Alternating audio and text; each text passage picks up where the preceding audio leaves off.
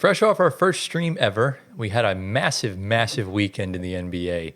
A lot of stuff that went down that changed the landscape of the entire league that we're going to talk about today. And as well as you can see by the title and the thumbnail, we're going to be revealing one shocking truth for every remaining NBA playoff team in the second round. Now, obviously, some teams might be eliminated by the time this comes out, but who cares? Like, we're not going to cover all the losers again, so we might as well just lump them into this. But you know the vibes. It's episode 57 of the Floor Spacer podcast. Tyler, Anthony, Gio. How we doing today, boys? Chilling. We're doing good. We're chilling, man. That's it. It sounded like you had more to say. Coming straight from work, I'm relaxed. Just ate some Chipotle. I'm good. Yeah, you chilling, bro. I didn't ask. He asked. I didn't ask. All right. I did ask. Thank you. But No, I didn't ask. But I will add, obviously, you guys can tell a massive difference. Antoine does have new glasses. Let us know in the comments what you think of them. I personally like them. I like the clear frames. They look cool. He's trying to copy Yeah. me. So He's trying to get on my wave. You're not wearing glasses right now. Yeah, I but didn't ask. you know. Nobody asked about your glasses. It's okay. Nobody It's a nice Nobody check. cares. You Put 'em- saw me and put you're 'em like, on- put I'm 'em trying on to be right like now. you, bro. put them on right now, bro. You try to be like you, You're trying bro. to be like me. Oh my They're God! coming on. Let's Please go. take the glasses off. Ah, beautiful. Oh yeah. Trying to be like me, bro. He has no frames in those. It's just a frame. I mean, He he has has no lens. he has no lenses. It's just a frame. Yeah, yeah, like yeah. Eric. Bro can't even formulate a sentence. Yeah, no. You got so much more That's- attractive. I'm stuttering out of my words right now. Yeah. Really? Yeah. So, but we do want to thank y'all for joining the stream the other day. It was our first ever live stream. It was a lot of fun. We're going to do these every week, so we have a little bit of a scheduling change. Every Monday night around anywhere from 6 to 7 p.m., depending on when Gio gets out of work. We're going to be doing a live stream for like an hour or two, depending on what there is to talk about. And then our normal podcasts will come out on Thursdays instead of Wednesdays. And obviously, every Tuesday night, the live stream will be available on Spotify as well for the audio listeners. And it'll be under a new podcast, but it'll be under the same home. So we'll have the Floor Spacer podcast and we have the Floor Spacer live. So Beautiful. that's going to be our new thing from now on. And we'll have other sporadic live streams here and there. Like we'll probably do one for the draft. I know Anthony was talking about doing that. We'll have one for free agency when the day happens and all that good stuff. And we plan to have guests on at some point soon. So if there's anyone you want to see on the show, let us know down in the comments. And if you enjoyed today's video, be sure to drop a like, subscribe to the channel, get us to 6K by the end of the NBA playoffs. That is our goal. Hit the bell. If you're on audio platforms, give us 5 stars, answer the polls, leave a review, follow our socials in the description. Get Gio to 1 million Instagram followers. We're obviously going to do our first 45 minutes to an hour of news before we dive into the main segment. But guys, do we have anything else to say before we get right in? Yeah, I just wanted to have a special shout out to Caleb. Caleb, he was on our stream last night, and he was really he was chatting it up, and we just appreciate just the engagement that he brought. And of course, there was others, but special yes. shout out to him today. And then as the weeks go by, we'll give a shout outs to other people as well. So. Yeah. Exactly. We'll do shout out of the week in the intro. Caleb and the 2 Alexes. Those were our popping guys in the chat. Other guys that threw in like questions One randomly. at a time, bro. One at a time. Yeah. Oh, my But God. Alex, credit to you, man. Yeah, credit to you, Yeah. but we're gonna do one person Yes. per week in the shout out. So shout out y'all. If you yap, then we're gonna give you your credit, I guess. So on that note, let's dive into the first segment. go. So we're going to lead off into something that we were not planning on talking about today, unfortunately. But the injury bug just happens to catch up onto us every single week or every single other week at this current point in time. So this is a big one. And it's on the same same just injury bug that we've been talking about for the past couple of weeks. We covered Dame and his Achilles tear a week and a half ago. Rupture. Rupture. Same Around the thing, really. Same thing, but And- rupture's the proper term. Yeah, and we're going to cover now Jayson Tatum, who last night went down on a loose ball with OG Anunoby, non-contact injury, on his step back. His right leg, if you look at the video, his calf muscle kind of shaked, meaning that something did pull, and that's always a sign of an Achilles injury usually. So today, Boston Celtics did confirm on their official Twitter that Tatum underwent successful surgery to repair a ruptured right Achilles tendon today. No timetable is currently available for his return, but he is expected to make a full recovery. Further updates will be provided when appropriate for Tatum. So that is the end of his playoff season. That is the end of his 2024-2025 season, and presumably the end of his following season next year. We'll see how far the Celtics go in the regular season. If they do make it to the playoffs, that could be an ideal time frame for his return, depending on how his rehab does go. But another star player has fallen to the Achilles injury bug, and it is someone that is rarely injured on this team, and we never see on the injury report, usually. Yeah. But now it has led to this catastrophic injury in his career. Yeah. So, any thoughts, guys, on what I know when we were live streaming yesterday, or was it in our reels? I said I think Tatum just broke his foot because he was holding his foot. I had the game on in the background, but I didn't see the replay, and I was like, oh, okay, he definitely. It was after stream, and then I got a text from Jacob saying that Tatum might have tore his Achilles. Yeah. And I was just like, damn. Yeah. Very similar to the KD injury in 2019. They were both kind of.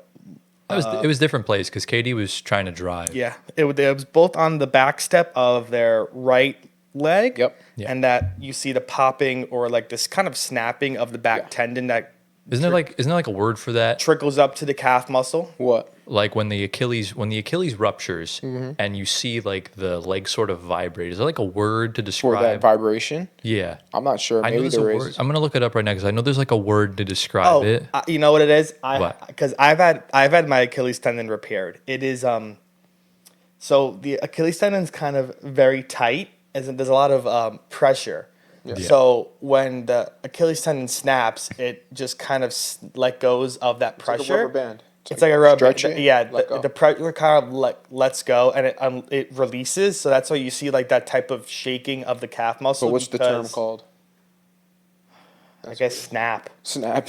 Snap. I really. I think it's say- more scientific than that. What do you think? Yeah, You got Tyler. I can sense the word. I saw it last night on Twitter. I don't know if it was like vibration or not. Okay. But if any of y'all that are in the medical field in the comments want to let us know. But I'm not gonna lie, I don't really get bothered like to the core by injuries.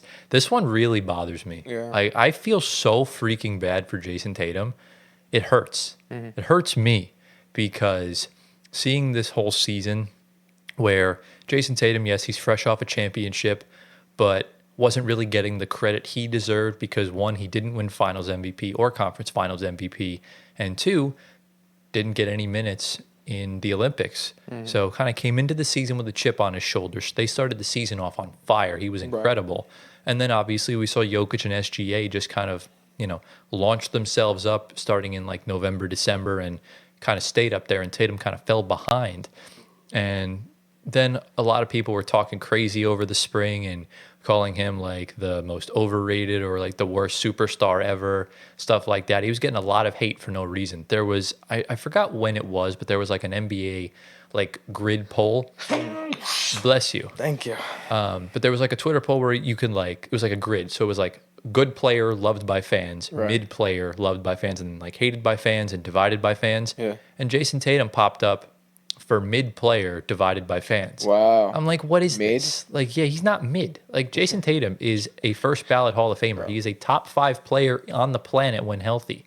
And, seeing him finally start to prove the haters wrong outside of the first 2 games in the Knicks series, was cooking the entire night yesterday. Yeah, And then 40. you see something like, he had 42. 42. And then you see something like that happen, and it just feels like a sucker punch right to the gut. Yeah. And, it's super duper unfortunate because you never really see it happen to one of the top dogs like that. Yeah. And like you said before, Tyler, this is a guy that doesn't get injured. I think maybe Anthony, you said It that. was him, yeah. He does not get injured, and to see his first real injury being an Achilles tear, that's really bad. Like that's scary because you don't see that for a young player. He's still 26 years old, right?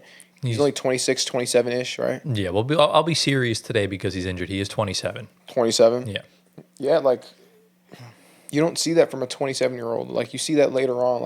Remember when Kobe had his Achilles rupture when he was 35. Dame is 30, 35, 35, something right? like that, yeah. Yeah, you see that later on. You don't see that in the prime. This is the start of your prime, This is 27 his years of peak. age. This is when he's supposed to be peaking, and then he gets this.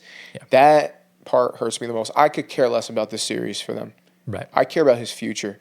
And Achilles ruptures are actually the hardest injury to come back from. Yeah. Because the muscle atrophy that happens in the calf afterwards, your calf is so weak because you're literally not moving your foot at all for, think about it, over like a year. Yeah. Right?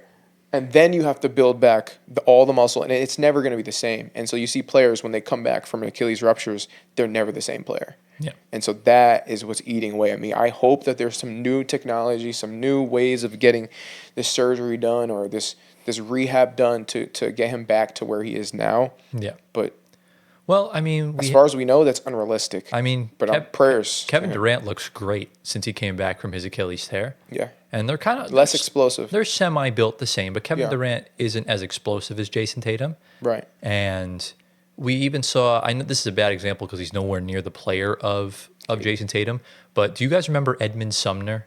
I don't. Played on I the do. Pacers for a while, and then he came to the Nets. He tore his Achilles on the Pacers, and when he was on the Nets, he was just lightning up and down the floor. I almost forgot he tore his Achilles in the past because he looked great just going back and forth like that. So I do think there is new technology we're seeing with the Achilles stuff Yeah.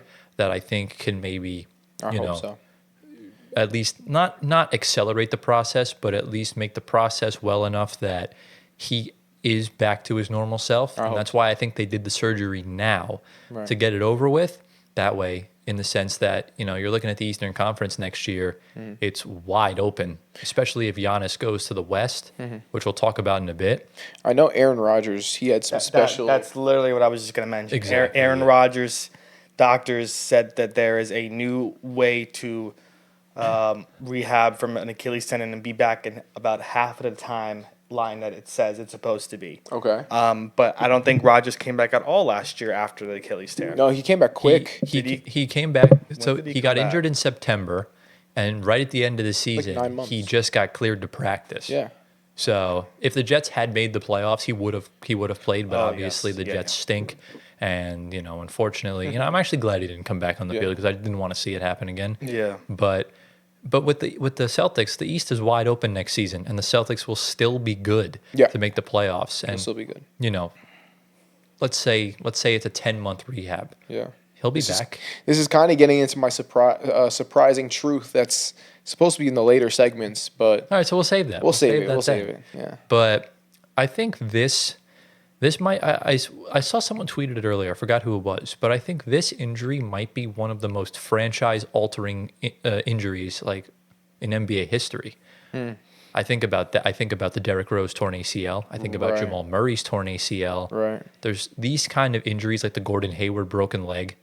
When when a major factor on a team goes down like that Right. in the manner they do, the timing it happens. Right.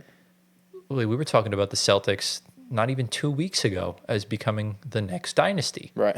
And now That's yeah. this team's future is Yeah. as unknown as it can be. Yeah. All right, we gotta stop talking about the Celtics because this is literally my surprise. My playoff predictions are now toast. So Yeah. it is what it is. It is what it is. It's really unfortunate. And, you know, we pray for a speedy recovery Yes, We do. for Jayson Tatum. Props to Brunson and DeJounte Murray and all the players that showed their support, whether it was on social media or in the press conference or whatever. It's definitely, you know, this one definitely hurt to see, especially because we had to just watch Damian Lillard go through this almost 2 weeks ago. It's just the timing's not great, especially when they're back-to-back season enders like this. And it's just going to be so weird not having both of them, including Kyrie Irving, for the most of, if not the entirety of next season. That's going to be weird, and I don't like it. Yeah, I agree with that for sure. Missing big players from the league is always not, ideal. I think Boston will make moves in the offseason now a lot do what? more. Trades.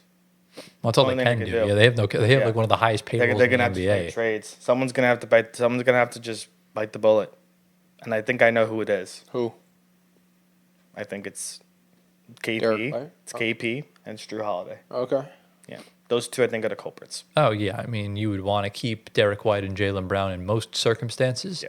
You would only get rid of Jaylen Brown if you really want to shed the contract, and that's something they can do. I'm not sure if it's something they will do, but the option's there. Yeah, I think KP and Drew Holiday are the first ones to go. Possibly Sam Hauser. He has been no show this year. Payton He's Pritchard probably stays. Mm-hmm. I don't think he leaves. But I think KP and Drew are the biggest ones. And that's fair. Like I said, Boston's got Boston has good problems to have as well as the bad ones. But when you have an all-time great team like this with all-time great players, you can you can make lateral moves here and there, and it won't really hurt you much. Yeah. Like obviously, Porzingis and Holiday have been net negatives this postseason so far. So getting off of them is probably best. Yeah. So that's kind of the gist of the Boston Celtics. I guess we'll just get into the next story, which I have right here. Go ahead. So this kind of broke like the morning of yesterday, right? Yesterday morning at the time of recording. So obviously we know the Milwaukee Bucks got waxed in 5 games by the Indiana Pacers in the first round, marking the second straight elimination to Indiana and the third straight first round elimination for the Milwaukee Bucks, obviously losing to the 8th-seeded Miami Heat in 2023. It's just since they won the championship, things have just not gone their way. Chris Middleton gets hurt in 2022, and you lose in Game 7 to the Celtics in the second round. And then everything just kind of follows suit from there. Giannis has a calf injury last year. Dame has the Achilles tendonitis this year. Dame tears the Achilles. And, it's just a sad, unfortunate turn of events for that franchise. And, you traded Chris Middleton for Kyle Kuzma, and he didn't work out, unsurprisingly. Brooke Lopez looks old and rusty and kind of done with. And just the roster's not good enough. Let's just call a spade a spade. So we saw a tweet from Shams Charania pop up around 9 a.m., which we're going to put on the screen, saying 2-time NBA MVP Giannis Antetokounmpo has not made any firm decisions, but for the first time in his career, he is open-minded about whether his best fit is remaining in Milwaukee or playing elsewhere, league sources told ESPN. So, in essence, Giannis, as Anthony said yesterday, he indirectly is requesting a trade. Because we've talked about it before. He's leaked stuff in the past about playing for the Warriors and playing for the Knicks and playing for the Lakers and whatnot. And it looks like we might have potentially seen Giannis Antetokounmpo play his final game as a Milwaukee Buck. So, Antoine, I'll go to you first. Your thoughts after seeing this? Listen, I have one answer and one answer only. He's going to San Antonio. That is the destination. It is not Dallas. Dallas said today, ESPN said that they are not moving that pick. I think it's San Antonio, and for 2 reasons. They get 2 lottery picks this year. I think 2 and 14 would go to Milwaukee. Yeah. And you would throw in all other assets, Like, meaning pick maybe, we can't give consecutive picks. So 2027 pick, that would be 3 first-rounders. Yeah. You could probably throw in a pick swap, and then well, some players in there. You have to throw in Stephon Keldon Castle. Johnson. You have to? No, you know why? I don't think you have to. No, they're getting 2. They get Dylan Harper. They would not ask for Stephon. I don't think you have to throw in there. I mean, well... You can throw in Keldon Johnson. You can throw in... because they're giving the pick to Milwaukee. My They're fault. giving Misunderstood. 2 and 14. You got 2 lottery picks. Exactly, yeah. So, Yeah. Sohan. You can throw in a couple of those guys. Sohan, I think, is easily throwing his. Sohan and Keldon Johnson, I think, go. I think, because remember, Milwaukee, it's tricky with them because they don't control their own first-round picks. New Orleans has them. So you need someone better. So if you're trading for Giannis, they're going to ask for Stephon Castle. I think they're well in their right to do that. I don't know if they're going to give him up. I think they will. I think that I would think. So you think they give him up and then they draft somebody else? They're not. The Spurs aren't going to draft anyone. They're getting Giannis back, right? Yeah. But why would you do that? I don't know. Well, because you need a guard.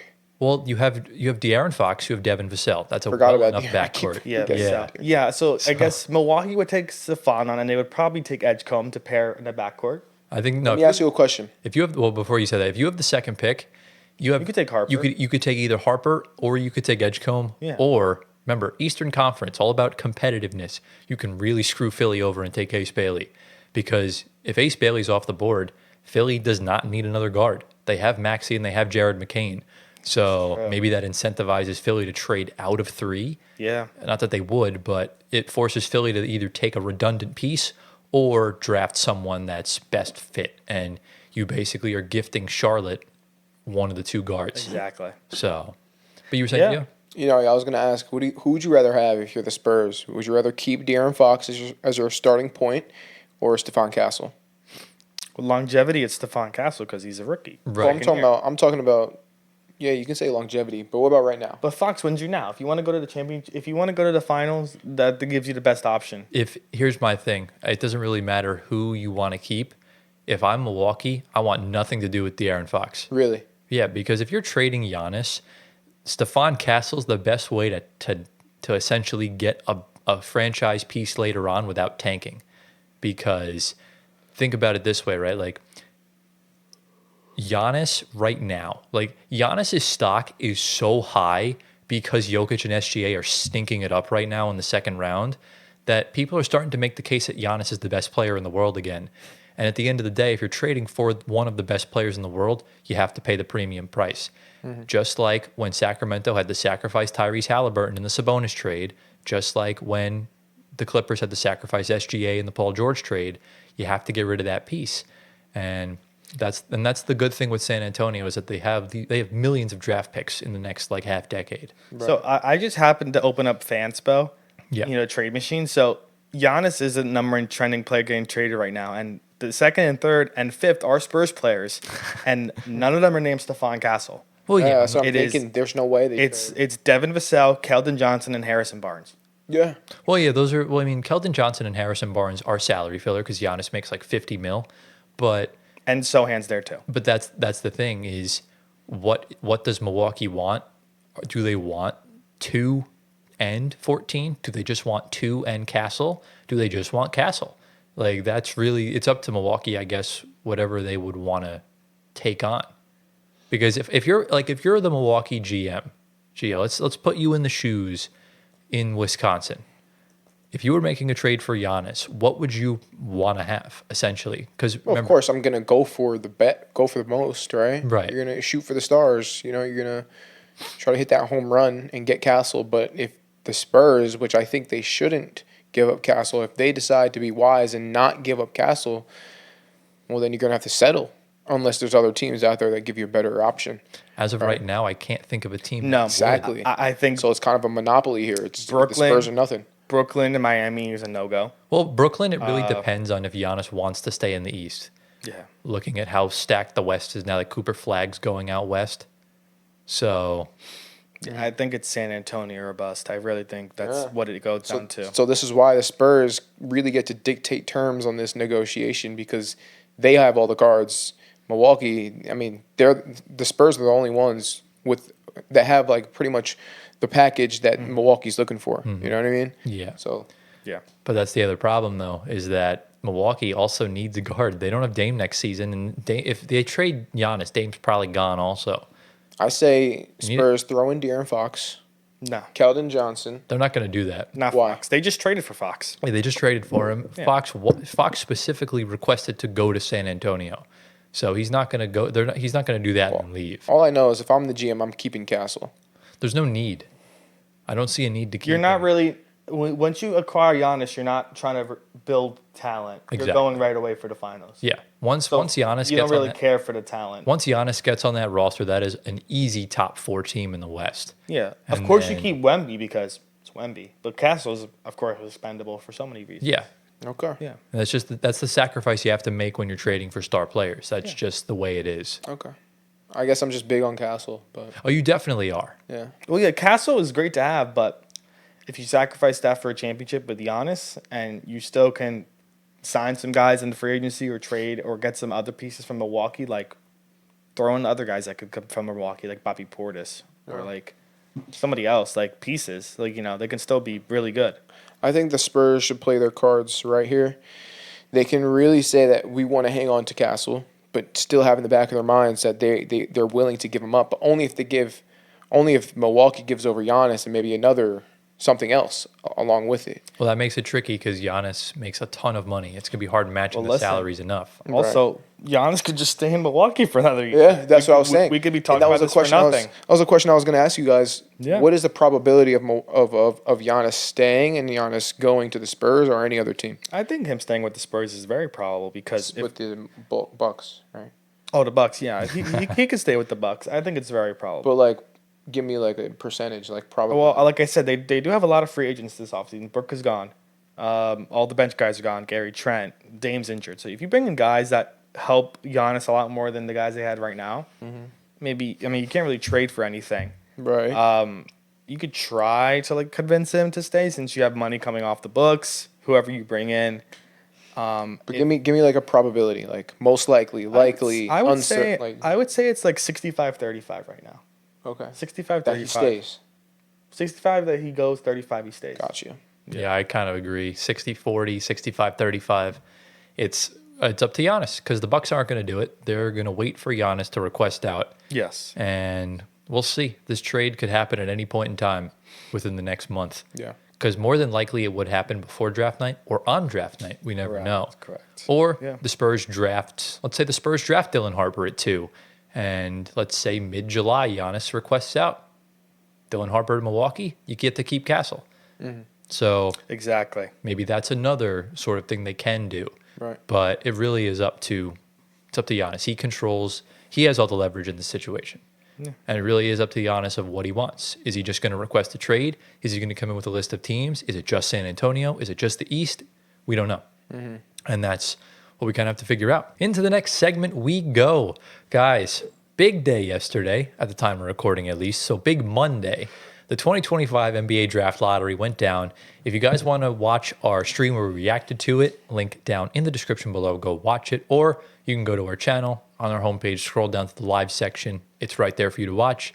We had a lot of fun, obviously, as we mentioned in the intro, but quite an anticlimactic sort of night with the draft lottery. So on the screen right now, we'll have the Tankathon page pulled up where you see the results of the 2025 NBA Draft Lottery.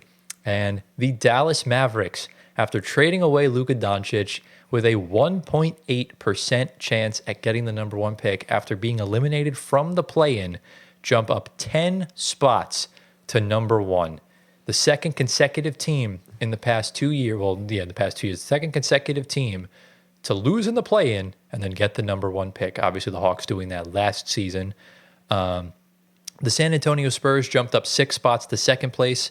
The Sixers jumped up 2 spots to 3. Charlotte fell back 1 to 4. 5 and 6, the Jazz and Wizards had the worst records in the NBA. It was not even remotely close, and they fall back as far as possible. It is, I think, the 3rd straight season the worst record in the league is picking 5th. It's crazy. And another fun fact, this is the first time since 2021 the Pistons are not picking 5th in the draft, which is pretty crazy considering that there's a habit of them doing that every now and then. So obviously New Orleans in 7, Brooklyn in 8, rip. Toronto in 9th, the Rockets in 10th. The Blazers have the 11th pick, they're about to sell their franchise, by the way. I don't know if you saw that earlier. Oh, wow. Bulls 12th, the Hawks 13th, and the Spurs, as Antoine mentioned earlier, they own Atlanta's pick, so they will get the 14th pick. Now, obviously, there's a lot of controversy surrounding the NBA lottery. I know we all have some pretty heavy choice words to kind of talk about it with the lottery. So Gio, I'll go to you first. Just fire away. What are your thoughts? What do you got on is it rigged? Is it not? Yeah. Two words, bro. NBA rigged. NBA's rigged. I mean, we all know what happened. Nico Harrison, he traded away Luka, and then he was basically saying, calm down, don't worry, I got everything under control. Turns out, behind closed doors, him and Adam Silver are going back and forth. Adam Silver's like, bro, if you trade away Luka to the Lakers, I will give you the number 1 pick in the draft, guaranteed. And so Nico Harrison does that. Therefore, here we are today. I was just going to say that because... That's fake news, but maybe it's real. Yeah, because they wanted ratings to go up. Yeah. And you shipped Luka to LA because they need a star with LeBron going. Yeah. You replace him right away. Yeah. And that happens. And I'm also tired of awarding the good teams. Mavericks were a finals team last year, and they get the number 1 overall pick the year after. Mm-hmm. What? Yeah. What's the point of the draft lottery? Right. That's the thing, and they don't show the ping pong ball process. That's the worst part. They show it after the fact on the NBA website, but we don't know if the balls are weighted differently or not. And it's crazy because a lot of reports came out today saying that the NBA literally from down to the last person in that room with the ping pong balls that's picking the balls out, literally they have their eyes glued to that person to make sure that no tampering happens with anything whatsoever when the balls are drawn. Yeah. Literally, the person has to pick the ball every 2 minutes. They have to watch and make sure no one can move anything. So I agree that they probably do keep it very security, so? but I have no idea. It's insane, and I'm tired of awarding not also like the playoff teams, but like the teams that are supposed to be really good. Like San Antonio would have been a play-in team if Wemby didn't get injured, but the teams that are good get rewarded with top 3 picks, and we know they're going to be good next year regardless without those picks. What was the percentage? It was like a 1.8% 1.8%. That's the Mavs get number 1. Right? It's the third or fourth lowest odds to win the lottery in NBA history. And they won it. Yeah. Yeah, like I So don't. that What is the point of having small market teams? They get every time there's a good player in the draft. Sure, they got Alex Sarr last year, but no one really knew Alex Sarr before. That's the thing. Remember, it's that last year they didn't care. The Hawks won the lottery because it was a weaker draft class. Where now, like, this is a pretty stacked class. Cooper Flagg, Dylan Harper, VJ Edgecombe. Even next year, AJ DeBansta, the Boozers, like a lot of them are there. And I feel for a team like the Jazz. 45 years the NBA lottery has, I think, been in effect. And the Jazz have never won the lottery. They've never had a number 1 pick in their entirety of their franchise history. And they fall all the way back. The Jazz and Pistons, in the past 3 years, the worst record's fallen as far back as possible. Yeah. So you're telling me they couldn't even get into the top 4? I feel bad for Charlotte. Charlotte's been in purgatory for over a decade now, and they fall all the way back to 4. Like, what are we doing here? The Wizards fell from 2 to 6. What is the point of these small market teams existing? They're going to give it to them in the years where the draft really doesn't mean anything? Yeah. Also, if I'm being honest, Dallas is probably the worst spot for Cooper Flagg to land. Why is this?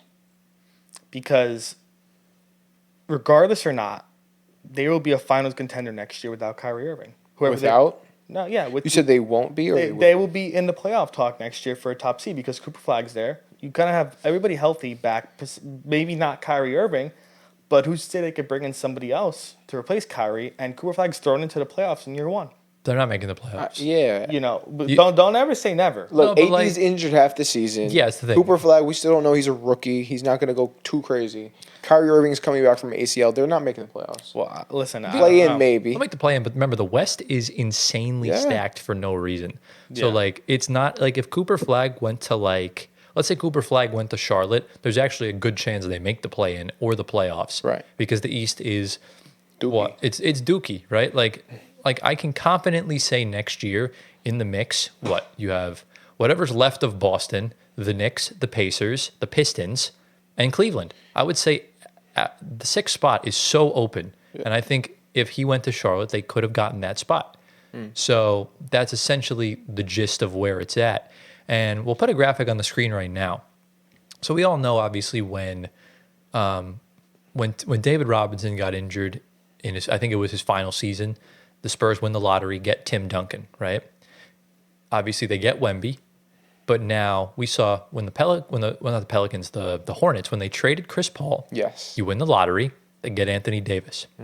Fast forward, 2018, 2019, the Pelicans trade Anthony Davis to the Lakers, you win the lottery, here's Zion Williamson. And now the Mavericks trade Luka Doncic to the Lakers, and you get the lottery, you get Cooper Flagg. Right. That's been the thing so far with that, where it does feel rigged, and it's really unfortunate for really just all the teams that the NBA doesn't appreciate as much. Like look at me, for example, the Brooklyn Nets. Last season, the Rockets had our pick. We had maybe a 6% chance at getting the number 1 pick. The pick goes to 3rd. And this year, we fall back to 8. And I just found out this morning we were 1 ball away from winning the lottery. Let me ask you guys this. Are you guys surprised? So it's not 100% fact that the NBA is corrupt, but there's definitely a lot of distrust going on for multiple reasons. One being that they don't even show you the lottery with all the balls and all that stuff. They don't show you that. It's behind closed doors. So that's one reason. Right. So, are you guys surprised that there's corruption in the NBA, or is this something that you guys kind of knew in the back of your minds that this is something's going on? What do you guys think? I always thought there was some sketchiness to the lottery. We all know, of course, the cold envelope with Patrick Ewing back when Stern was the commissioner. That's kind of where the lottery all started being rigged or corrupt. Yeah. So like Fishy is the right yeah, word. I mean it's fun. I like it because there's so much suspense, and when the picks get revealed, it's even more suspense. The NHL does this as well. They have a draft lottery. The MLB now has incorporated a draft lottery. The NFL is the only does not have a draft lottery for their draft. Yeah. So they're the next one to be up for that. We'll see if that ever happens. But listen, I mean, I saw the reaction video in the Mavericks front office. Everybody looked truly shocked. They all jumped out of their chairs. Nico looked like I saw Nico's reaction. Really? He knew this. Yeah, But he looked like he. everybody else like threw their chairs, like they were like shocked. But it could also be good staged. actors. They could be good actors, Or they can just have no idea that the NBA is rigged. Yeah, but Right. I will say I'm happy for Mavs fans and Wings fans. You both get the number one overall picks in the same year for both your basketball teams. Yeah. Mavs fans deserve this, but Nico Harrison and the owners of Dallas do not deserve this. Nope. That is what I will say. Here's my thoughts. Yeah. I mean, obviously, I'm a little bit more biased because I was directly involved, having my team being in the lottery. Right. I must admit, what transpired last night diminished a little bit of my desire to watch the NBA, because here you have a guy with Cooper Flag, a generational prospect, one of the most generational prospects we've seen this century alone, where, you look at the likes of Wemby, LeBron James, Kyrie Irving, Zion Williamson. There's like Blake Griffin at the time. right. There's so many generational talents, and these guys don't come around far too often. And even aside from us, the small market teams that are in hell right now, like the Washington Wizards, they're fighting to not even play in DC anymore. They're trying to go to Virginia, and they just had their worst season ever. You're seeing the Utah Jazz are just in basketball, just in an abyss right now, and there's so many teams that really just need that franchise player to help kind of kickstart them back up. And what does the NBA decide to do? They decide to give the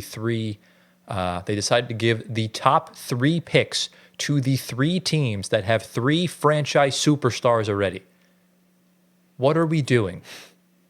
The Dallas Mavericks don't need Cooper Flag. The Sixers have Joel Embiid. The Spurs have Victor Wembanyama. Yes, the Jazz have Larry Markkinen, but he's regressed since his All-Star season. The Washington Wizards have basically Jordan Poole and children. The Brooklyn Nets are just kind of caught in 6 worlds right now of deciding on where they want to go and what they want to do. Right. And it's just, you can go on and on with these teams. The Raptors, the Hawks, the Trailblazers, all these teams truly deserve a shot. And this is my big problem, that the NBA hates their small market teams. That has always been my biggest gripe with Adam Silver and the NBA. He is too big market biased, because you know why? The NBA lost so much money during the COVID-19 pandemic. They lost gobs of freaking money. Right. And they're trying to, they have this mindset that promoting only the big market teams is going to get ratings up. Where I guess if you're trying to aim it at the casual fan, you can make the argument that yes, it is, it is essentially the reason why, yes, but at the end of the day, just like Anthony said, why do these small market teams exist? Why do you think I'm terrified for a Pacers-Knicks conference finals? Adam Silver wants the Knicks in the NBA finals. And what would be such the thing to follow this year's draft is that the Knicks make the finals. Say they move on from Cat in the offseason. They trade him to another team that's a really good team. And they give us the number 1 overall pick next year for AJ DeBansta because we make the play-in. Well, how would you get? You don't have a draft pick next year. Well, the thing is, you do, and if you did win the lottery in that situation, we would swap. Oh, okay. And I think Never mind, forgot that. But that's the problem. Like, if it winds up like Adam Silver right now in his mind wants a Knicks Thunder final.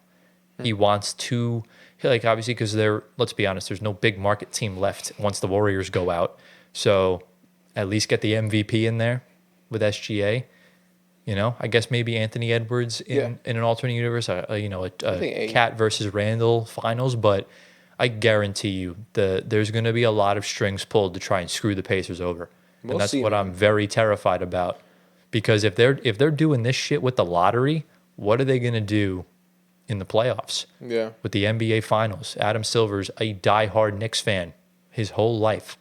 Yeah, we'll talk more about this later when we recap the series. But Yeah. I didn't see any bad whistles during the Knicks-Celtics series. Because We'll see. they're both big market teams. Right, that's very true. Yeah. So I'm eager to see in this next series, the Knicks-Pacers series, if there was, Well, a one-sided whistle. We have the sample size from last year. We also have the sample size when they played Detroit, a small market team. They didn't call that the was foul at pretty the end. evenly matched. No, I'm talking about the foul at the end of Game 4. That completely. That was one foul. It was one foul that destroyed the series. The Pistons were screwed. But every other call was it was going both ways the whole No, series. I understand that, but that one missed call ended the series for the Pistons. That destroyed any room for error they could have had. But you can't really blame that, and just from one call, you can't really say that that's a But- whole agenda that Adam Silver had. No, but I'm not saying. But Can't really say that. But based on the track record of the history of the NBA, that stuff is fishy because the ref was standing right there. He easily could have called that. I understand your point, but another point is that, yes, the Knicks are getting the calls, but you can't really blame the Knicks. You blame who's in charge of the league. Well, I'm not blaming the Knicks. The Knicks are He's the doing Knicks it are already. playing. He's already Or doing the, that. yeah, Yeah, I'm the not blaming- The Knicks You're are saying- playing basketball. Yeah, I'm not blaming the Knicks. Yeah. I'm blaming Adam That's what Silver. he's Yeah. saying. This is all Silver that's controlling this at the end of the day. And we even saw this when the Nuggets played the Lakers last year. The Lakers shot I think plus 128 free throws in the two series combined as far as differential goes. It's diabolical. It's just not enjoyable. I'd rather watch things play out. And to me, it's just I don't like the whole big market twerking. It's just not my thing. Yeah. And because We live in the big market too. Yeah. We're right by it. I mean, we love when our teams are good. So No, you don't. You hate the Knicks. Well, he's the because- biggest Knicks hater, and he's a Knicks my and a Knicks God. fan. Because Pretty the accurate. team is not that good. okay. Okay, that's the I conclusion. don't. Okay, we'll get into that later. Yeah, we'll talk about that later. I will also say next year, I mean, if DeBansta and Cameron Booth live up to really good legacies in their first season and the top and West teams get the first and second pick again, I'm done watching basketball. I'm tired of the West loading up every year with draft picks. The East has to get better. That should be good for you though, because the Knicks have an easier Yeah. path. That's fine, but there's two conferences, not one. Right. And that's why I guess you're more of an NBA fan than a Knicks fan, Yeah, I guess. I'm a Knicks fan. but you're an NBA fan Well- first, then a Knicks fan. Sure. Okay. When they're That makes deserving sense of when they're deserving of getting a finals ring, then yes, I will be. We'll talk later. That's fair. So, on that note, let's get into the second round series. All right, boys, let's talk some more playoff basketball. As you all know, we are in the round of Embiid sealing the second round, the conference semifinals. I'm not going to lie. These conference semifinals have been kind of underwhelming, to say the very least. I think, out of the 4 series, there's, what do we have, 3-1 leads? Yeah. And we have 1-2-2. So, want to save the 2-2 for last, or do you want to do that one first? Let's do it first. All right, let's Yeah. start off with the Denver Nuggets and the Oklahoma City Thunder. My lord, this has been a very weird series. Why you say that? Well, I mean, last time we talked, what game were they at last time we talked about this? They had just finished game 1. The Nuggets had won on a comeback. Thunder put belt to ass in game 2. Yes, Game they did. 3 was an overtime thriller. Jokic did not play good at all and shot 0 of 10 from 3. Yeah. But the other guys contributed, played very well up until the end. Shea was a no-show in the fourth quarter in overtime. Yeah. And then game 4, the Thunder just proved to be the better team in the fourth quarter. Edged the them Nuggets out. just fell them out. Pause. And the series is tied 2-2. Game 5 is tonight at the time of recording, so we'll see what happens. Game 6 drops, I think, the day this comes out on Thursday. So, Gio, just your overall thoughts on the series, man. Yeah, I mean, I'll go right to OKC. So what I'm seeing from OKC is Chet Holmgren. Whenever he's involved in the offense, they seem to be flowing. Yep. But once J-Dub and SGA start playing iso ball, that's when the offense starts to stagnate. So I think all OKC has to do, and they're obviously the better team. Yeah. I think so, both on offense and on defense. All they have to do is do what they did in the regular season, and that's just get the ball moving, get everyone out, everyone involved, trust your teammates, And trust Chet Holmgren. He's 7'2". He can shoot the ball. Give him some confidence. That's all he needs. I think if he's involved in tonight's game, they win. And I'm rooting for their Nuggets, so I hope they don't do that. But yeah, I'll pass it off to you, Anthony. What are your thoughts? Yeah, I mean, this has been the barn burner series, and I think I kind of saw it from the beginning with this. Okay. Because I feel like every other series, knowing Cavaliers' injuries, knowing how the Knicks started off, and then also the Timberwolves now with Steph gone, you kind of have an idea of how those series are going to go. Also, Tatum being out now. With Thunder and Denver, it's kind of just we don't know because it's even. It can still go even to all the way to Game 7, and then I would still won't know until Game 7 comes around and who has the lead, whatever's going on. But I think it's just a really good back and forth battle, which I think is good for the second round because we have one good series that we could actually watch and enjoy than the other ones right now. But yeah, it's a good back and forth. And, we know Aaron Gordon showed up Game 1. Game 2, I agree with Gio. Chet needs to be more involved more offensively. Yeah. I'm bringing up college numbers, but in Gonzaga, he was the offensive guy for them, but completely different thing from NBA basketball itself. So I just want to see what goes on. Like I said, I wouldn't be surprised if OKC goes down and Denver advances to play Minnesota, and then that's a nightmare for Tyler again to go through with Minnesota. I'm just chilling. I'm in Cancun right now. No, but Minnesota and Denver is not a good series for Minnesota again. Oh, well, for Denver, yeah. Yeah, for Denver. Minnesota has their number, but, yeah. I would like to see Denver win, but I just want Knicks downfall. That's all I want. I'm chilling with I knew the 8th pick was going to happen. At that point, I just accepted my fate. But with this series specifically, both teams are exhausted. I mean, having to play at 10:30 in Game 3, and then a day and a half later, you play at 1 p.m. in Game 4. Mm-hmm. They started off the game combined 1 of 30 from 3. Yes. Like there were so many air balls in that game of just shots being left short. Mm-hmm. Jokic front ironed about 6 different shots. I mean, they're exhausted. And I don't know, even whoever wins this, I don't even know if they're going to have enough juice in the tank to play Minnesota. That's the problem. Mm-hmm. I think whoever wins this series needs to win the next 2 games. You cannot go to a Game 7 if you want to win an NBA Finals. It's not sustainable. That's a good point. They're exhausted. The Nuggets have played 10 games in the past 7 games in 13 days. They're about to play their 8th game in 14 or 15 days. And the Thunder have been playing. They just played the past 2 games in altitude on a day and a half's rest. Yeah. So it's a lot of basketball. Yeah, bad scheduling from Adam Silver. I also I feel like this is another topic too. Like the NBA playoffs is a whole other regular season in itself, and it's strange. And we see the injuries already. Dame, Jayson Tatum, who else? Kyrie was before the season. The playoff season came around. Yeah. But he was also on heavy minutes too because Luka was traded. Yeah, I mean the NBA playoffs, I think I've been saying this for a long time, but it starts in April and ends in June. That's a full 2.5, 3 months just to get through the playoffs. Yeah. Like NFL playoffs are done in a month because they're all one-offs, of course. But NBA, you can't really do a one-off. The only thing you could do is just make it a 6-team playoff East and West. And or a 7-team, actually, 7-team, and then the number 1 overall, the first seed gets the bye into the second round, like how the NFL does it now. Remember, they want revenue, so the play-in tournament gives them more revenue to have these up-close games. It's tough. The East play-in is not fun. Right, but at the end of the day, the NBA makes money off that. So money, bro. It's really a CBA problem because teams can't sign depth and they have to go in playing a 6-7 man rotation. You got guys playing 40 to 45 minutes a night. Right. And then if the situations get dire, you're playing the whole entire game. So that's been I think energy levels have been the main story of this series because Jokic and SGA have been awful this series. I mean, they've been awful. Yeah. Jokic had a great Game 1. That was about it. No, I mean, I think Jokic's Game 3 was good. No, Game 3 was... you're right. It was Game 1. Game 1 was great. And then he's been averaging 16 points and 7 turnovers over the past 3 games. And not himself. You could see it. He looks beat. He's been going at it all season. Yeah, but I said this last night, and I think that's more credit to OKC's doing in their defense and all the personnel that they have to throw at Jokic, all the big guys that they have. I think it's more to do with that. rather I don't than- know. Because if you look at Jokic, I feel like Jokic is the only one that's kind of tired.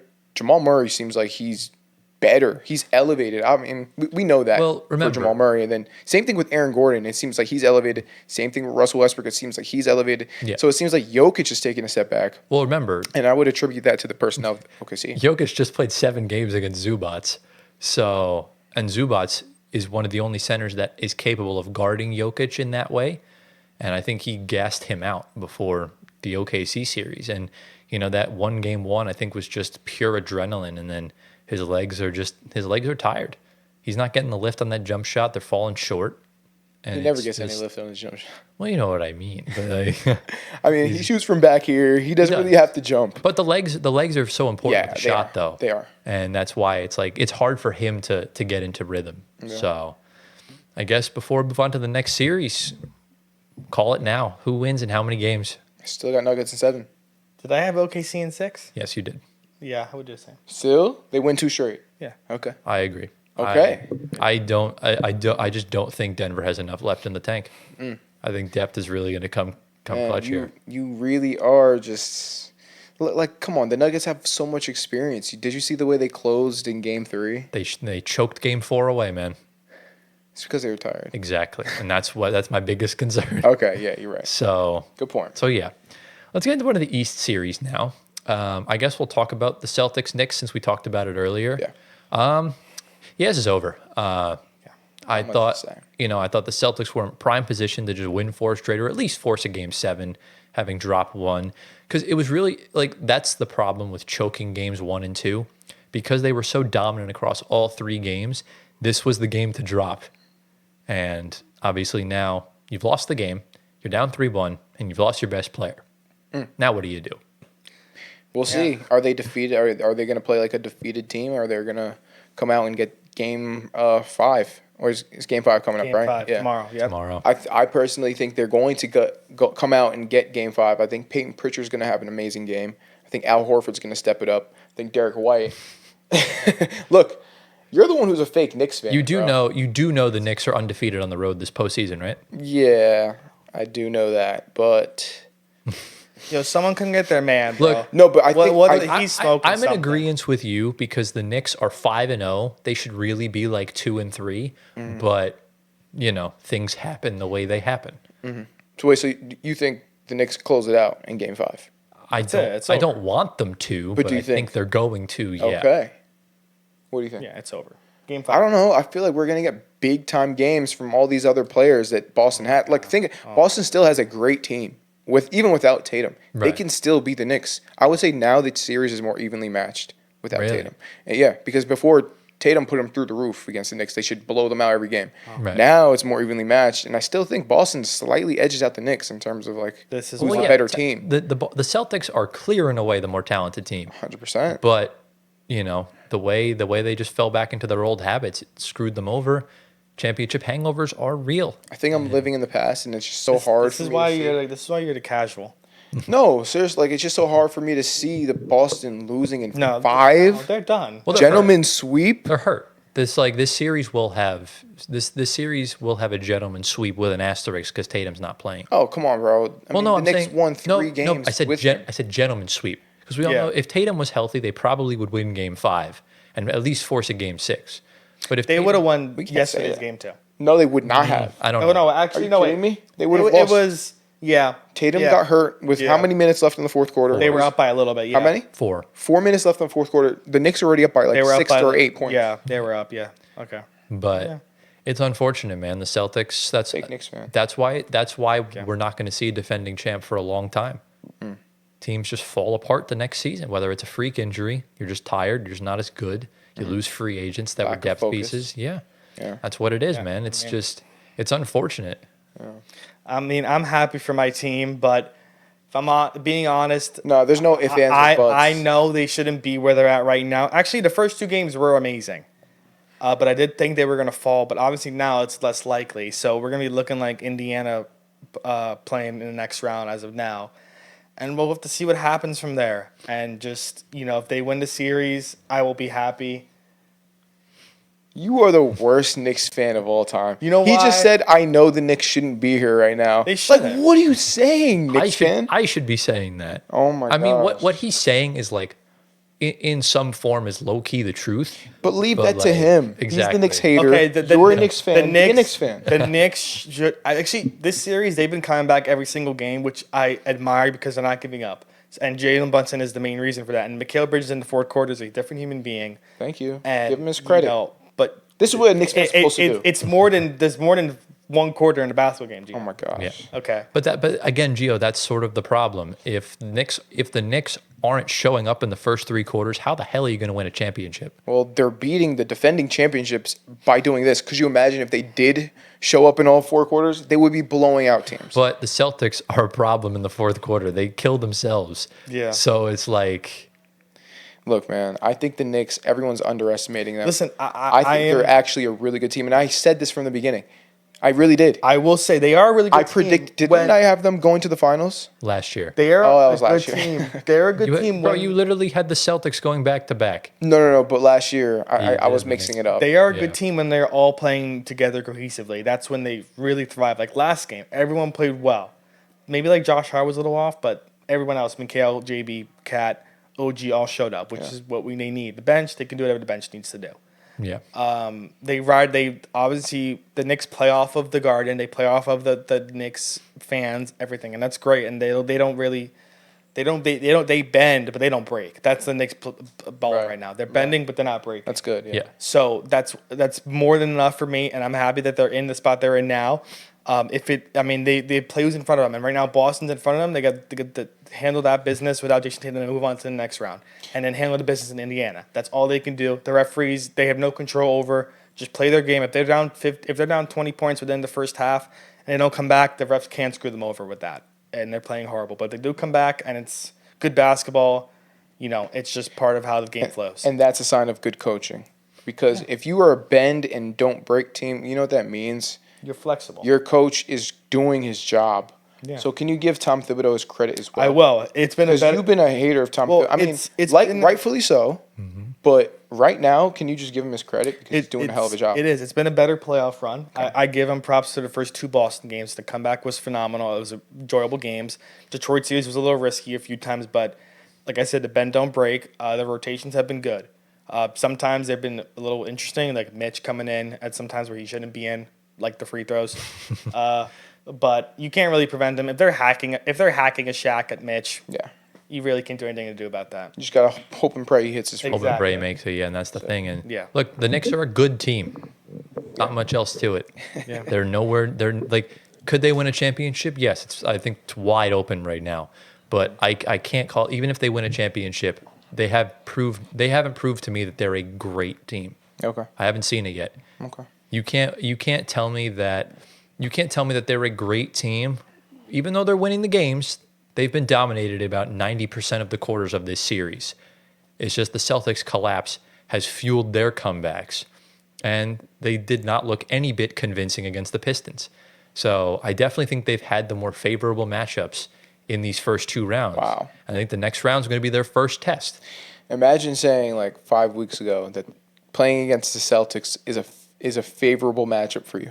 Well, right. Like- I mean, this Celtics team compared to Indiana or Well, now you can say that. Right? Exactly. But before, it looked you like you don't want to Celtics. play the Celtics. you know? Exactly. But thinking back to things the whole happen. prophecies thing, defending champs are weak in the second round.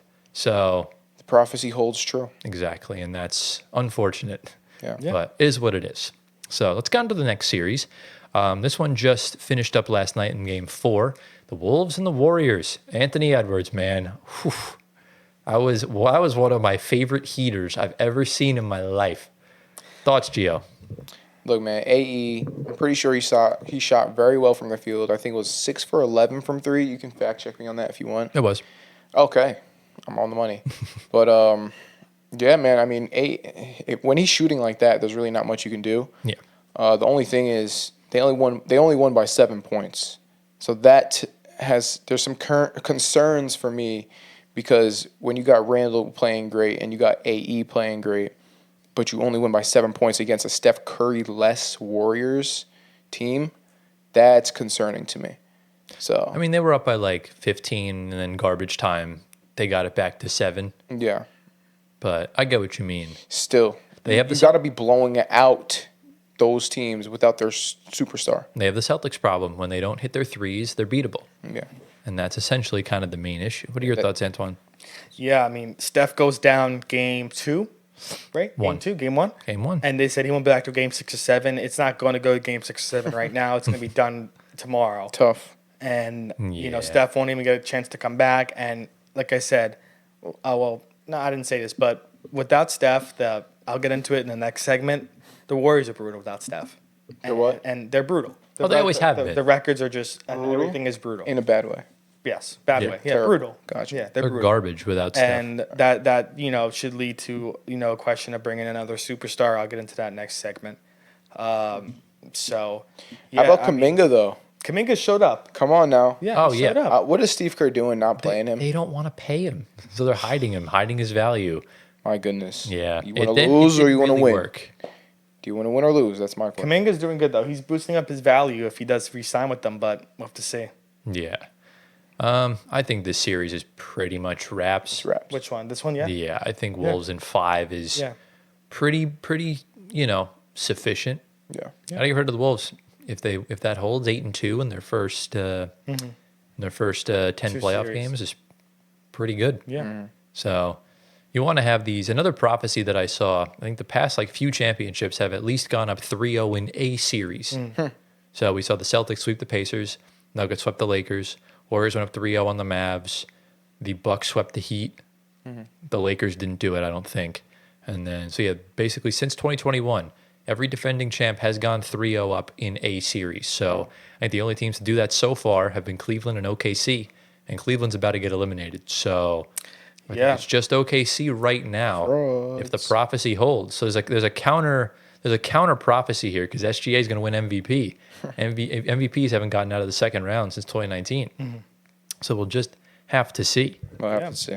But anything else on this series before we get into the final one? Yeah, let's roll. Right now, they're up by 6. Indiana's up by 6. You're watching right now, right? I have it on here. Donovan Mitchell just bricked a free throw. Yeah, he is 7 of 22 from the field, but he has, I think, almost 20 free throws.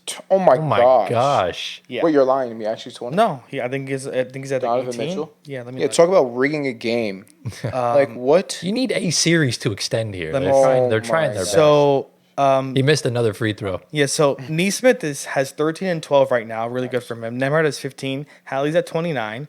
Siakam's at What quarter is 21. this? This is the fourth quarter. 2 minutes left. So Mitchell is 7 of 22 from the field, 3 of 11 from 3, 15 of 21 from the free throw line. He missed 6 free throws. So 20 free throws. He missed 6 of them. What in the How many points does he have total? 35. What in the SGA am I watching? He missed all 3. Oh wait, he just made a 3-pointer though. He just missed all 3 free throws at the line. Oh, he did. That's embarrassing as can Yeah, be. he's at He's looking like Mitchell Robinson out here. Yeah. but he just made a 3 though. It's 106, 103. Yeah. Okay. Yeah, he just made a 3. Well, anyways, He got his own rebound. what do we think about the series, though?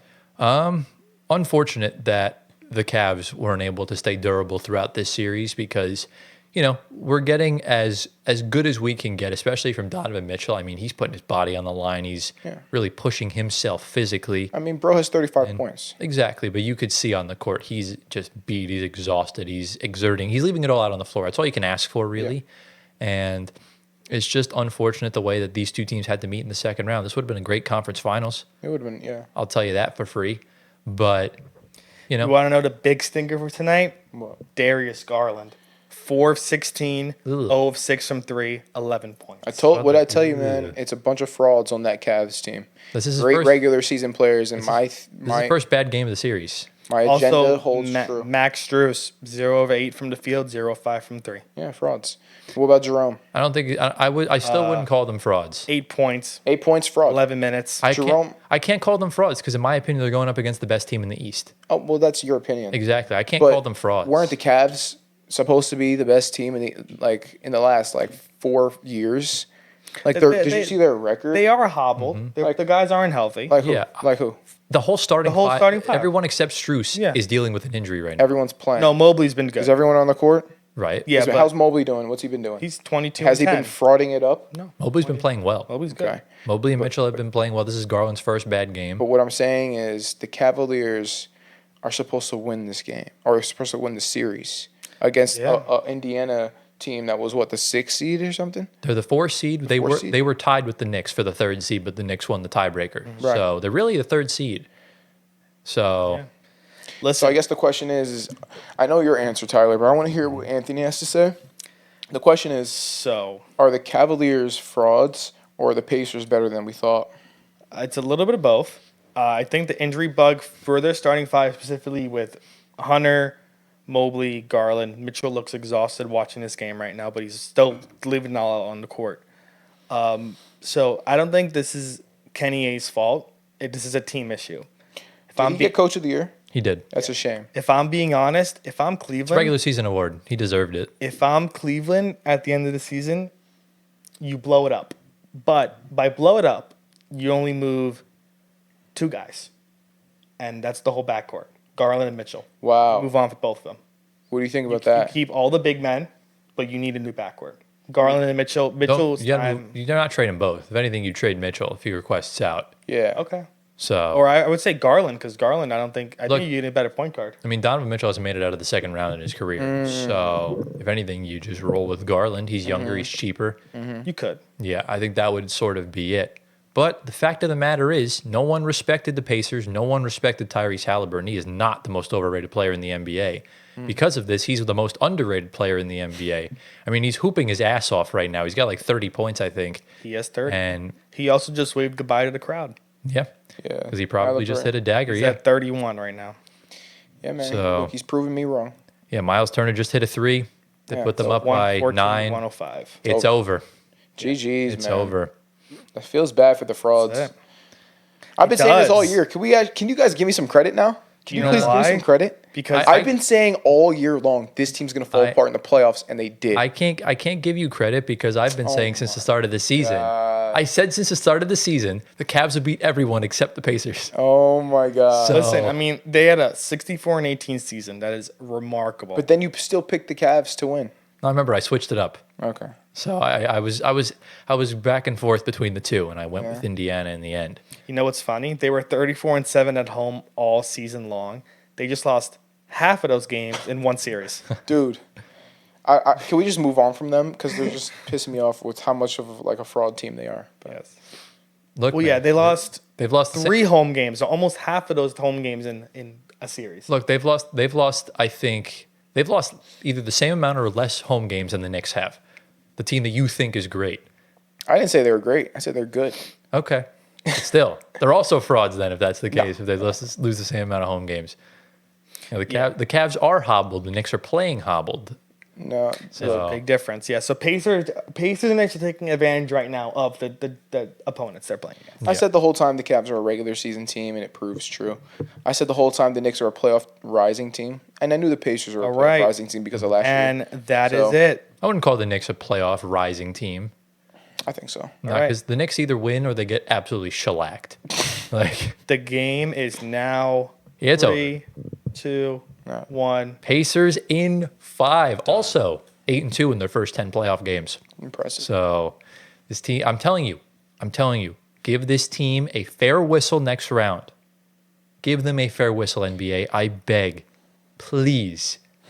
Please. It's the matchup that the Knicks fans wanted, Knicks Pacers, but now in the conference finals, and you know where they're going to be saying so much crap to this Pacers team in the I Garden. can't wait. Honestly, I think it's gonna be a good matchup. It's gonna be a good series. Yeah. Yeah. And in terms of like viewership, I think it's gonna be pretty high. Yeah, And the Pacers are definitely better this year than they were last year. I think so. So yeah, For sure. we'll have to see. We will. All right, So- let's move on. All right. Unfortunate to Cleveland. We'll see y'all next season. And let's get into the main segment. As you can tell by the title and the thumbnail, we're going to be giving one shocking truth about every NBA playoff team. We're going to go through all 8. Obviously, the Cavs are eliminated, so oops, doesn't really matter. And we'll give our one thing. We'll debate it for a few minutes, and then we'll move on to the next one. So, guys, do we have any sort of questions, comments, concerns before we kind of dive right in? Let's dive. All right, and these can include now, this can include in the off season, in the future. Basically, just one thing that is very eye-opening about this franchise that you may or may not know about your team. So let us know down in the comments what if you have any thoughts regarding your favorite team or your most hated team or just anything you want to say. Just leave it down there. We'll answer your questions and all that good stuff. So Antoine, let's start off with you. What's the first team you want to get into? That team. No. We're going to get into our own backyard across the river, going to the Knicks. So I think the thing I have here is not really that shocking, but I guess if you guys haven't been really paying attention to a certain player and what award he won, it's Jalen Brunson and getting his Clutch Player of the Year award this year, because there's a stat that is now his. He has the most fourth quarter points in the first 10 games of the playoffs with 102, and he beats out Kobe Bryant, which he has 4 of those spots at 99, 100, and 100, and Steph is there with 99 as well. So just got squeaked by, but he leads, and the fourth quarter is when he comes alive, and it is a true pleasure to watch it because that is what the award is for, and he's clearly earned it. And I remember picking him for my pick, and these guys both chose Jokic, and look what happened. I won. Yeah. I saw it. He deserved. I think I he saw deserved it too. But I just picked Jokic because he wasn't going to get You're right. MVP, and Yeah, I thought that would have been the makeup for we didn't give you MVP, we'll give you Clutch Player of the Year. That's what I was thinking. And then another thing I've been saying is that the Knicks are always down 10 points 5 minutes in, and that follows the agenda that the Knicks are not as good as they are. And that is kind of the agenda that I have been kind of following a little bit. I know they're good, but do not looks can be deceiving. It looks good, but is it really good for the team itself and the future for next year? Because this team next year could low-key be broken apart with a few guys leaving. Or well, if you win a championship, you're not getting rid of anyone. If anything, you'll get rid of some role players that big money. That's kind of what I would go. If they win, no one's leaving. Yeah. But if they don't, then there's going to be some maneuverability going on and so on and so forth. But right now, the player that we have that is leveling up is our star guy, Jalen Brunson, the captain, and all the role guys around him have stepped up massively in the fourth quarter specifically, too, I will mention. Mm-hmm. Second half is our game. It's not how you start, it's how you finish. Mm-hmm. And they always have done that so far. I feel like even the regular season, they always came back in the second half a lot of times. So, like I said, it's the bend, don't break mentality that Tom Thibodeau has right now. And the players and the bench themselves are buying in. You can see Deuce, every time he comes off, Deuce chants everywhere for him when he takes a three. Same thing with Campaign. Mitchell Robinson puts in good minutes on the rebounding and everything else. But I guess the shocking truth is that the Clutch Player of the Year award is definitely prevalent this year for the winner. Mm-hmm. Can I ask you a question, Anthony, really quick? Yes, on the Knicks? Who's that one player besides Jalen Brunson that seems to have either a leadership role or the foundational piece to their culture, which is a bend don't break, bend but never break mentality? Who's that foundational piece besides Jalen Brunson on that team? Well, it's really easy. It is his teammate and his podcast mate, Josh Hart. Yes. Josh Hart is the heart of that team. Good answer. He is the Iron Man. He never gets injured. Mikal Bridges, I guess, is the Iron Man as well. But Josh Hart is always Mr. Reliable and is always there, and he always puts in good shifts. Even if he drops 9 points a game, you'll always go back to see a block or a steal or a possession that was led by him, finished off by him, and he's always around the ball. Yeah. So that is why them two have this nice cohesiveness, not only because they were roommates in college at Villanova and are now playing on the same team together and are doing a podcast together every day of their lives. So, their chemistry is very apparent everywhere they go. Yeah. And same thing with Mikal. Even with Kat and OG, we know OG's a little more on the quiet side, but he does have a voice. Funny. Kat, of course, has the biggest voice because you always hear him yelling on the court everywhere. So zesty as a voice. But yeah, that's kind of the gist of what I had for them. Look, all I'll say on the Knicks is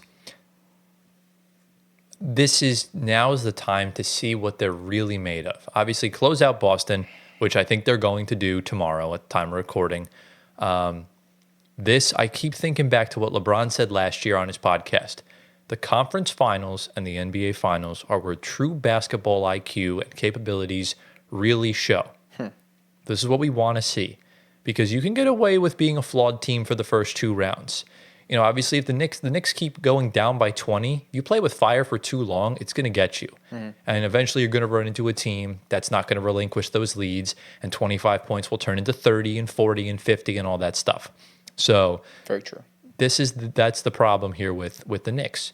You're going to go up against an offensive firepower in Indiana, where, like I said, if it's a fairly officiated series, I think they're going to pose a lot of problems for the Knicks on both ends, because they've gotten better on the defensive side this year. I think they're a top 15 defense this year compared to their 28th last year. But in the playoffs, they have like one of the best defensive ratings. They step it up. So we'll have to see that with the Knicks now. Is can they be capable of doing this?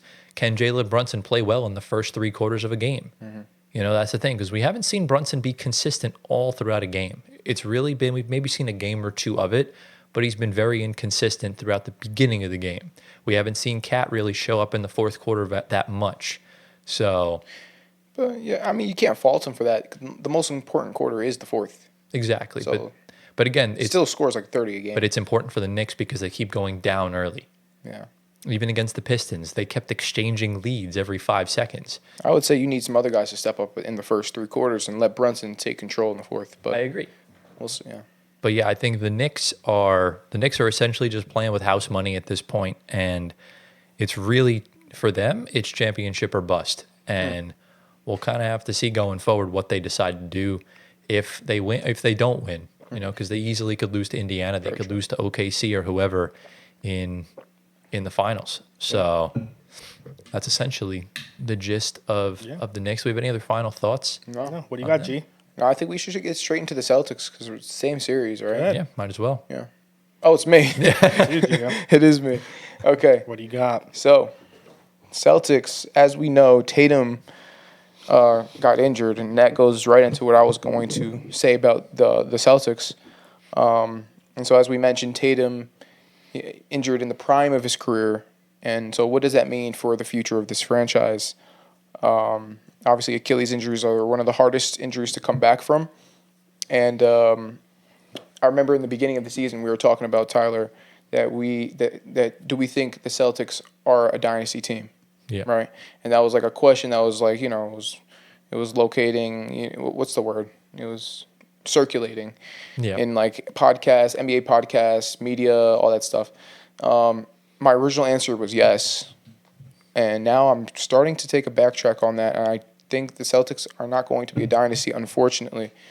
And I think it's because of this injury. I think this injury, I don't mean to be pessimistic and I don't mean to be negative, but I think this injury sparks the end, or not even the end of a dynasty because they never were one, but it sparks the end of something good in Boston. Yeah. So that's my surprising truth. I don't know if it's going to be truth, but that's I guess you can call it a bold prediction. Just yanked my headphones out by accident. That's my bold prediction that the Celtics, after this, aren't going to be the dynasty that we thought they were going to be. Well, yeah. Dynasty is in consecutive years or within a certain time frame. So I think next year, of course, the West gets better, makes it harder for the East to come up. So I clearly see no issue there because this year would have been a year for them because I chose them to win. But, offseason comes around, draft comes around, teams improve. And the West or certain East teams could be a lot better than you next year. And you may not get back to that same spot in the finals, or you may even lose in the finals to that West team. We know OKC will get better. Denver's going to rebuild a little bit. The teams, Minnesota's there. The West can go on and on and on. So that's definitely doable. I mean, the East is weak, so the Celtics can still be good. Yeah, they'll be competitive. Yeah, even without they'll Tatum. still be competitive without Tatum. Yeah. But I'm just saying they're not going to be great Because they were great the last 2 seasons. That's the problem. They really were great. They were great 4 out of the last 5 seasons. Right. They've really screwed themselves over Right. by not taking their opponents seriously and playing with their food. They should have made the finals in 2023. They should have won the finals in 2022. Yep. 2021 they were hurt. Nothing they can do about it. They should have made the finals in the bubble. And they shouldn't have blown the lead to LeBron and the Cavs in 2018. Well, that's 19? Bron. I can't fault them for that. They were up- Tatum was literally 19. Yeah, but weren't they up like 3-1? No, I don't remember if they had a lead or not. it was 2-1, 2-1. That was and then it what was 3-2. But still, you should have closed that out. Yeah, they should. And that's the problem. And, credit the Celtics. They made a bunch of conference finals. This is going to be the first year they don't in quite a long time, like about 4 years. Something like that. So, you got to give them credit at the end of the day. Whereas, it's not like they've never had a chance. They just have kind of defeated themselves. Yeah. And it's just unfortunate that this injury now piles on top of it. Yeah. Yeah, so I think they're going to fall apart, this team. And as you said earlier, Drew Holiday, I think he's out. Yeah. KP might be out. Yep. Even Derek White, believe it or not, might be out. It could be tough. They just It'd signed be him. tough. I mean, obviously, he's a great player, and the Celtics probably want to keep him. Yeah. But if they don't see a future, they might trade him That's fair. while his value's high. You know what I mean? So, Yeah. Yeah. that's all I got. That's all I got on the Celtics. All right. Yeah, I'm trying to think if there's anything else I wanted to say on Boston. I don't really. We talked about Boston Yeah. enough. It's Yeah. just, I guess, I'll ask you one more question. Where do you see this? What's this team's ceiling next year? Just general early gut prediction. Without Tatum, and everyone else is healthy, Well, we need to see who they I bring still in. think. Again, you could just envision in your head who they bring in or Yeah, not. Yeah. I would say they're a top 4 team, I would say even there's- without Tatum. Yeah. Yeah, I would say top 5.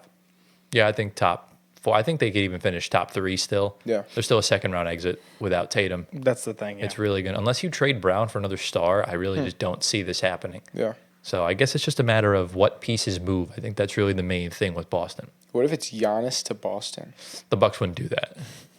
yeah. They've already kind of shot themselves in the Holiday. foot with that. Yeah. That'd be kind of funny though. Yeah. Imagine It would. if they give back Drew Holiday. Right. Yeah. Imagine. That'd be Drew great. Holiday and Jaylen Brown to Milwaukee.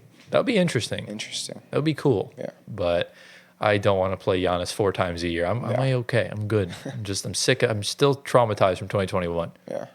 But Yeah. all right, let me get into my first team.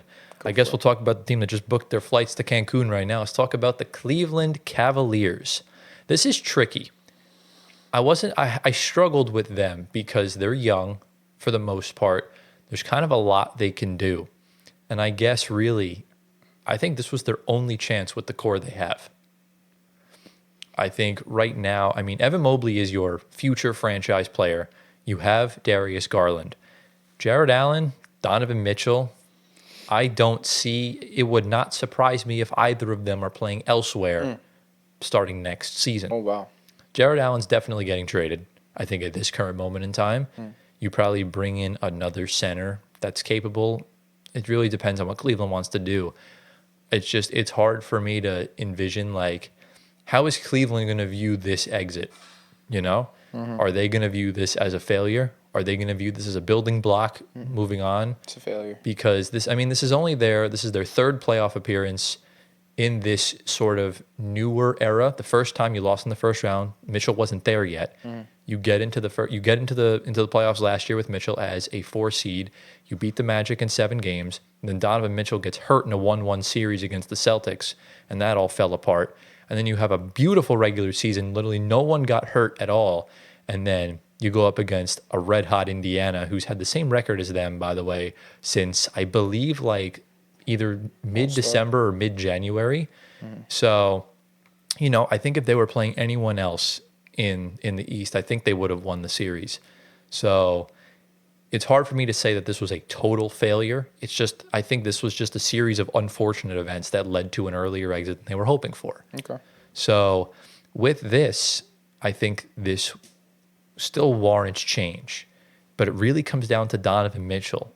If you're Donovan Mitchell, Gio, what are you doing? Because this is the second round exit for them. He's lost every second round series he's ever been in. So if you're Donovan Mitchell, what's going through your mind? First thing I'm doing is I'm going to do a dig deep into what's going on inside Donovan Mitchell, because why do you keep getting kicked out in the second round? What's that about? Yeah. That has to end. I'm staying in Cleveland if I'm Donovan Mitchell. You just had, you got the coach of the year coaching you. You got Evan Mobley, a rising star. Darius Garland, same thing. It's a great situation over in Cleveland. I don't see why he would want out. Right. Right? I mean, if you're the Cavaliers, would you want to trade him? I don't think you No, would, right? I would not. So then I personally think that he stays. I think Jared Allen stays as well. I don't see why he would get out of there either. What do you think? Do you just want to run it back?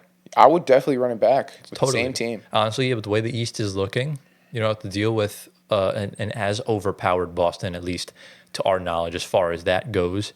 I don't. Outside of trading for Giannis, I don't see how the Knicks can get much better than this. Right. What are your thoughts on this, Antoine?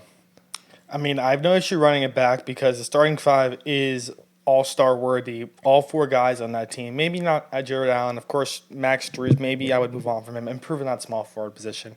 You have DeAndre Hunter, you should be starting him next season or just, sign someone else.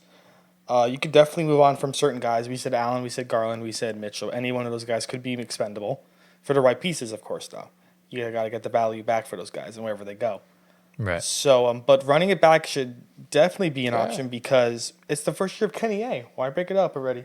If you want to bring in Kenny A, you got to let him roll with the team. It's his first year. You won Coach of the Year. Run it back next year. Right. See what happens. It could be year 2, year 3 thing for him. Just bringing the right pieces around.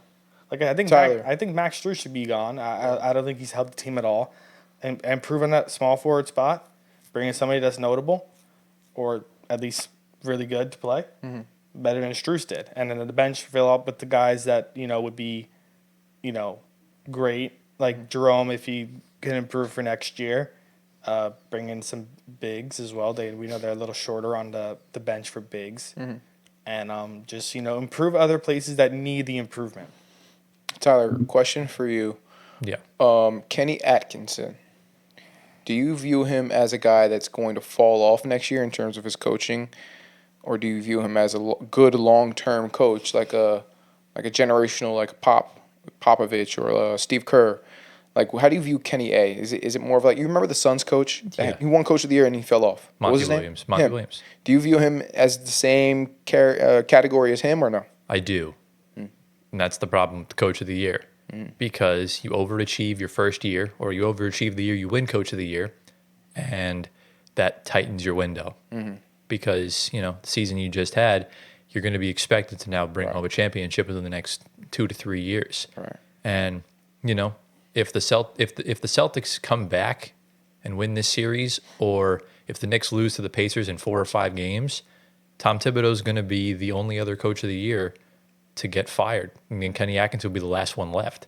Everyone since we saw, I think, was it Dwayne Casey won Coach of the Year with Toronto and then got fired? Yeah. It's a cursed award. It really is. Yes. It's crazy. And, this is going to put pressure now on Kenny Atkinson and Kobe Altman to make a harsh decision if the Cavs have these exits in the playoffs. It's, it's just a harsh reality. It's hard to find a long-term head coach. It's really difficult. Mike Malone just won a championship 2 years ago, and now he's gone. So it's really tough to gauge with the coaching now, especially with the Coach of the Year. And, people get impatient. The new CBA doesn't allow you to be patient anymore. Mm-hmm. And, you got to go because once someone plays somewhat decently in the playoffs, they're going to warrant at least $15 to $16 million a year. Right. And that's their floor. Right? We saw Bruce Brown sign for 2 years, 44 with Indiana after winning the championship with Denver. That's crazy. So it's tough. I want to see how Cleveland navigates the CBA because a lot of these guys have to get paid at some point. So we'll see. Okay. All right, let's get into the second round. Antoine. Yeah. Who's your next team? I'm going to move on to Golden State. Ooh, this should be a good one. So, with Curry, the numbers are not looking good. So, I guess the last major injury that Curry had was 2019. And he only played 5 games in. The rest of the season was 15 and 50. Is that when he broke his hand? Excuse me. Why are you looking at that? None of your business from Twitter. Was that when he broke his hand? Yes. Yeah. Broke his hand. They got the second pick, which was James Wiseman. Didn't work out, obviously. I mean, I would argue that it did. They won a championship the next year. Okay. All right. He didn't do nothing. Another thing for draft lottery reasons that it's rigged. They got them the second overall pick, but whatever. Yeah. I mean, they were quite awful that year. Yeah. Yeah. And then, they were, like I said, 15 to 50 the rest of the year. In the games Curry missed this season, they were 7-5, so right around 500. Over the career of Curry, Golden State has gone 104-51, going back all the way to 2013. He's only been out for 12 playoff games in that whole span, and they've been 9-3.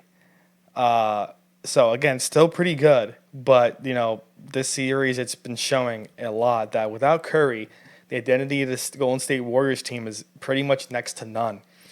Jimmy Butler is there. I would like to know what it would look like without Jimmy Butler, but we don't know because he is there as of right now. So the obvious answer to this problem without Steph is bringing in another star. Now, of course, before the Spurs talk for Giannis, I said Golden State was the perfect spot for him, but I think now that they can get much better draft allocation and players from the Spurs or any other team. Agreed. So Golden State needs another star. Someone that's going to get moved under the radar. And I want to go to New Orleans. Zion Williamson. Oh, you want That is the ideal person for that team. not Giannis? Well, if you get Giannis, you're looking a little bit on the older side. I think Zion and Golden State would bring so much more attention. I think you already have that in Kuminga. Hot take. Well, he would be going in the trade. He would be gone, yeah. And I don't know. I just feel like I just don't know if Zion's enough in this Western Conference. I think you need Giannis. I think Giannis, because what Giannis will allow you to do is get off of the bad Jimmy Butler contract he just signed. That'll essentially cancel out the mistake. And then Milwaukee, you could either find a third team for Jimmy Butler, or Milwaukee could flip Jimmy Butler for maybe New Orleans wants him and you get your picks back. That would be great. Or any other situation like that. But I think Golden State, they're clearly not good enough. They're very undersized. Giannis is 6'11". Zion's only 6'8", 6'9". Yeah, but he plays like he's 7 foot. He does, but at the end of the day, if you're going up against a Jokic or a Wembanyama or I'm just trying to think of other centers, like even like Chet, or even when the up and coming teams, like when Donovan Clingan and the Blazers are like competing for playoff spots, he's not going to be easy to contain at all if you're the Golden State Warriors. So you really got to think Giannis has got at least another 5-6 years left of playing this level of basketball. So, and he's been the only star that hasn't dropped once this year in the playoffs. Right. Now, granted, he only played 5 games, but he played great every single one. it's a great sign to have. Yeah. So I think Giannis makes more sense for them. But I don't hate the Zion thing. Yeah, What do I you think both of them would be ideal. Just depends where, if the deal is for Giannis, what is given for both teams, if San Antonio, Golden State, whoever else is involved, and which deal they take at the end. Right. Because they have final say. What do you think, Gio? Well, I'm going to take it a different direction. Okay. Because I think, why do they want to trade Kuminga? They don't want to pay him. He wants 5 years for like $225 or something of that. But what if nature. that's what he's worth? He's showed me nothing in his career that he's worth that kind of money. Well, what about these playoffs where he's actually getting opportunities, putting up 20 points a game? What about that? I mean, he's worth some money, but not that kind of money. Like Small forwards are hard to come by in today's NBA, and he jumps out the gym and he's improved his shot a lot. yes. So, I mean, what he's asking for, I think he just might be worth that money. And I think the Warriors, I don't know, maybe they want to hang on to him. Well, they're going to wind up getting stuck with him because I guarantee you the Nets will give him an offer sheet and the Warriors will match it. I'm not sure what exactly we'll sign him for. Yeah. But expect the Brooklyn Nets to be a heavy leverage team this summer. He'll be, look out for Naz Reid. Right. He'll be another one. The Nets will put tons of pressure on Minnesota for that. That's kind of that's the situation we're put in, essentially. You asked me earlier that, Anthony, what we're going to do. That's pretty much what we're going to do this summer. Right. We're going to sign whoever we sign, and we're going to screw teams over by giving players contracts they don't deserve. Just like when Indiana gave DeAndre Ayton the $34 million a year offer sheet or whatever that was, that Phoenix was forced to match. Yeah. They don't lose him for nothing. Yeah. So there you go, essentially with the Kuminga stuff. I don't think he's worth that money. I think he's worth, maybe you give him 4 years for, I don't know. I think he's worth about $20 million a year. Oh, wow. That's it. Yes. Yeah. 4 years, $20 million. The highest I would go is 4 for 100. That's the highest I would do. Because put it this way, Christian Brown's expected to get anywhere from 4 years, 94. Yeah. I And think he's I think better than Christian Brown. Kuminga's a better player, but Brown, as far as like team impact role, Brown's definitely more needed. I don't know, man. Look, if you put Kuminga in Brown's spot, I think he does the same thing, but better because he's bigger than him. Well, he won't. That's just he, me. he wouldn't play the shooting guard. He wouldn't be guarding the best guard on the other team. He would be guarding he would essentially take up Michael Porter's role. Right. If he was on the Nuggets, Brown would essentially take up Pajemski's role, Right. which he would do a much better job of. Fair enough. Because Pajemski was one of their biggest net negatives in the playoffs this year. Right. So You're the right. Warriors the Warriors still need to kind of navigate through this 2-timeline debacle. It's just what it is. Yeah. All right. Gee, what do you got? Next team. Let's move on. I'm gonna stick in that same series. We got the Timberwolves. Minnesota Timberwolves. This is the one I switched out Yeah. because you got both Minnesota and Golden State. I didn't want you to have both of them. No, I don't want both. So What I got written down here is Julius Randle is indeed a playoff riser. That's number one. Seems like the Knicks were the issue, right? Okay. That one's for you, Tyler. And then so I guess he has a future in Minnesota. So I guess that's the surprising truth that we didn't expect coming into, the postseason. We expected this to be a one and done with Julius Randle, but he's proving us wrong. Yeah. And so credit to him for that. So that's the positive. And then on the negative, I've already mentioned this, and that is that the Timberwolves have either a bad or a tough matchup with the Warriors, or they're just not as good as we think. Right? So yeah. I get it. It's 3-1, but the games that I've been seeing, they don't look that good. Like if you watch the games, they don't look that good. Right. Except for maybe last night. You know what I mean? That could be a good thing.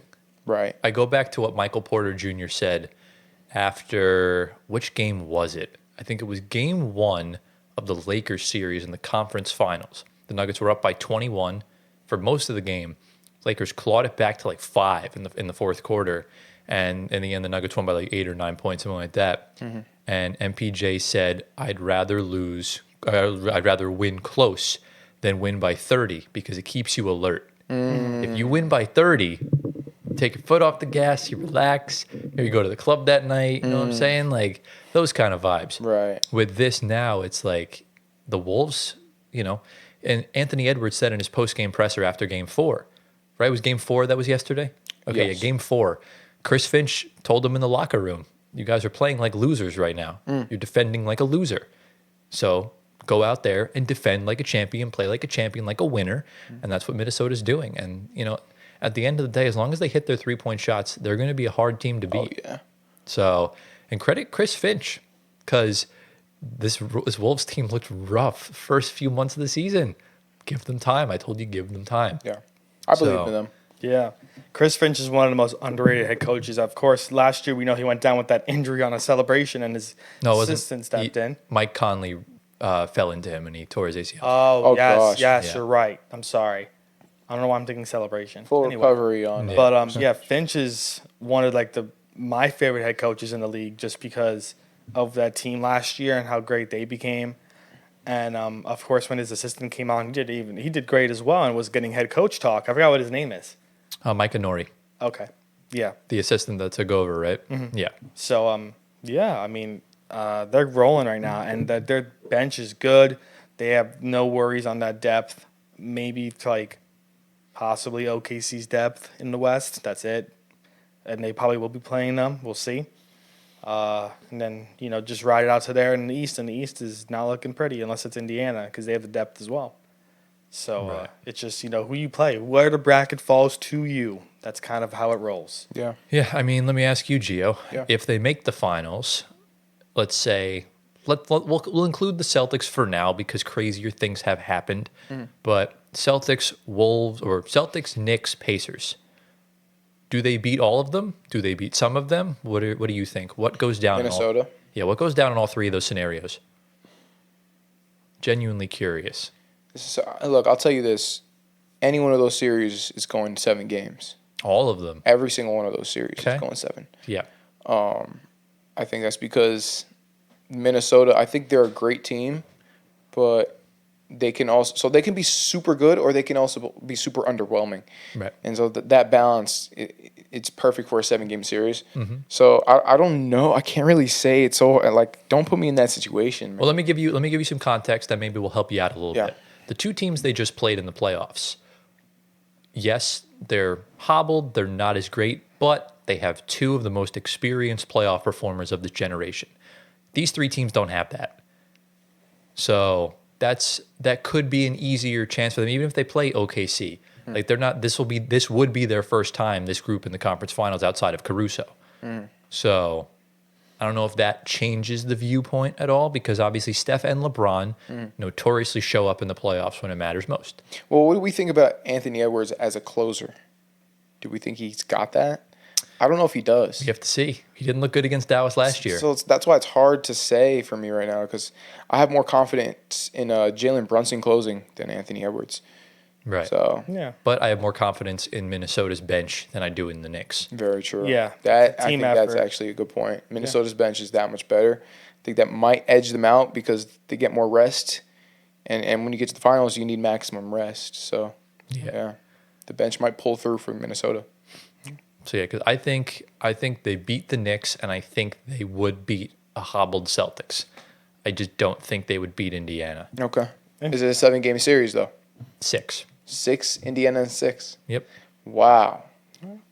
I think the only I respect it, I think man. the only team Indiana takes to 7 is OKC. And Indiana wins. The whole thing. Yeah. Yeah, man, Tyler, credit, man, because it looks like it's coming to pass. I've been on this train since the start of the season, Yeah. and then about in January I switched up saying the Pacers would win it all because I had them losing in the finals. Yeah.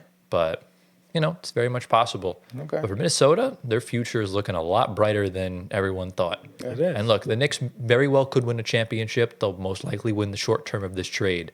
But go down the line and, seeing what notoriously happens to champions, the Knicks could fall apart after that, like most defending champs have, and Minnesota would be sitting pretty.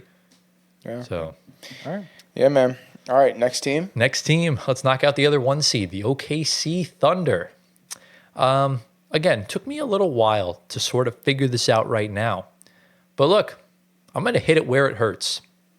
Shai Gilgeous-Alexander is not that guy. Ooh. Playoff dropper. He's got 4 points on 1 of 6 shooting. Right now, he just hit a 3. Trying Okay. to shut me up.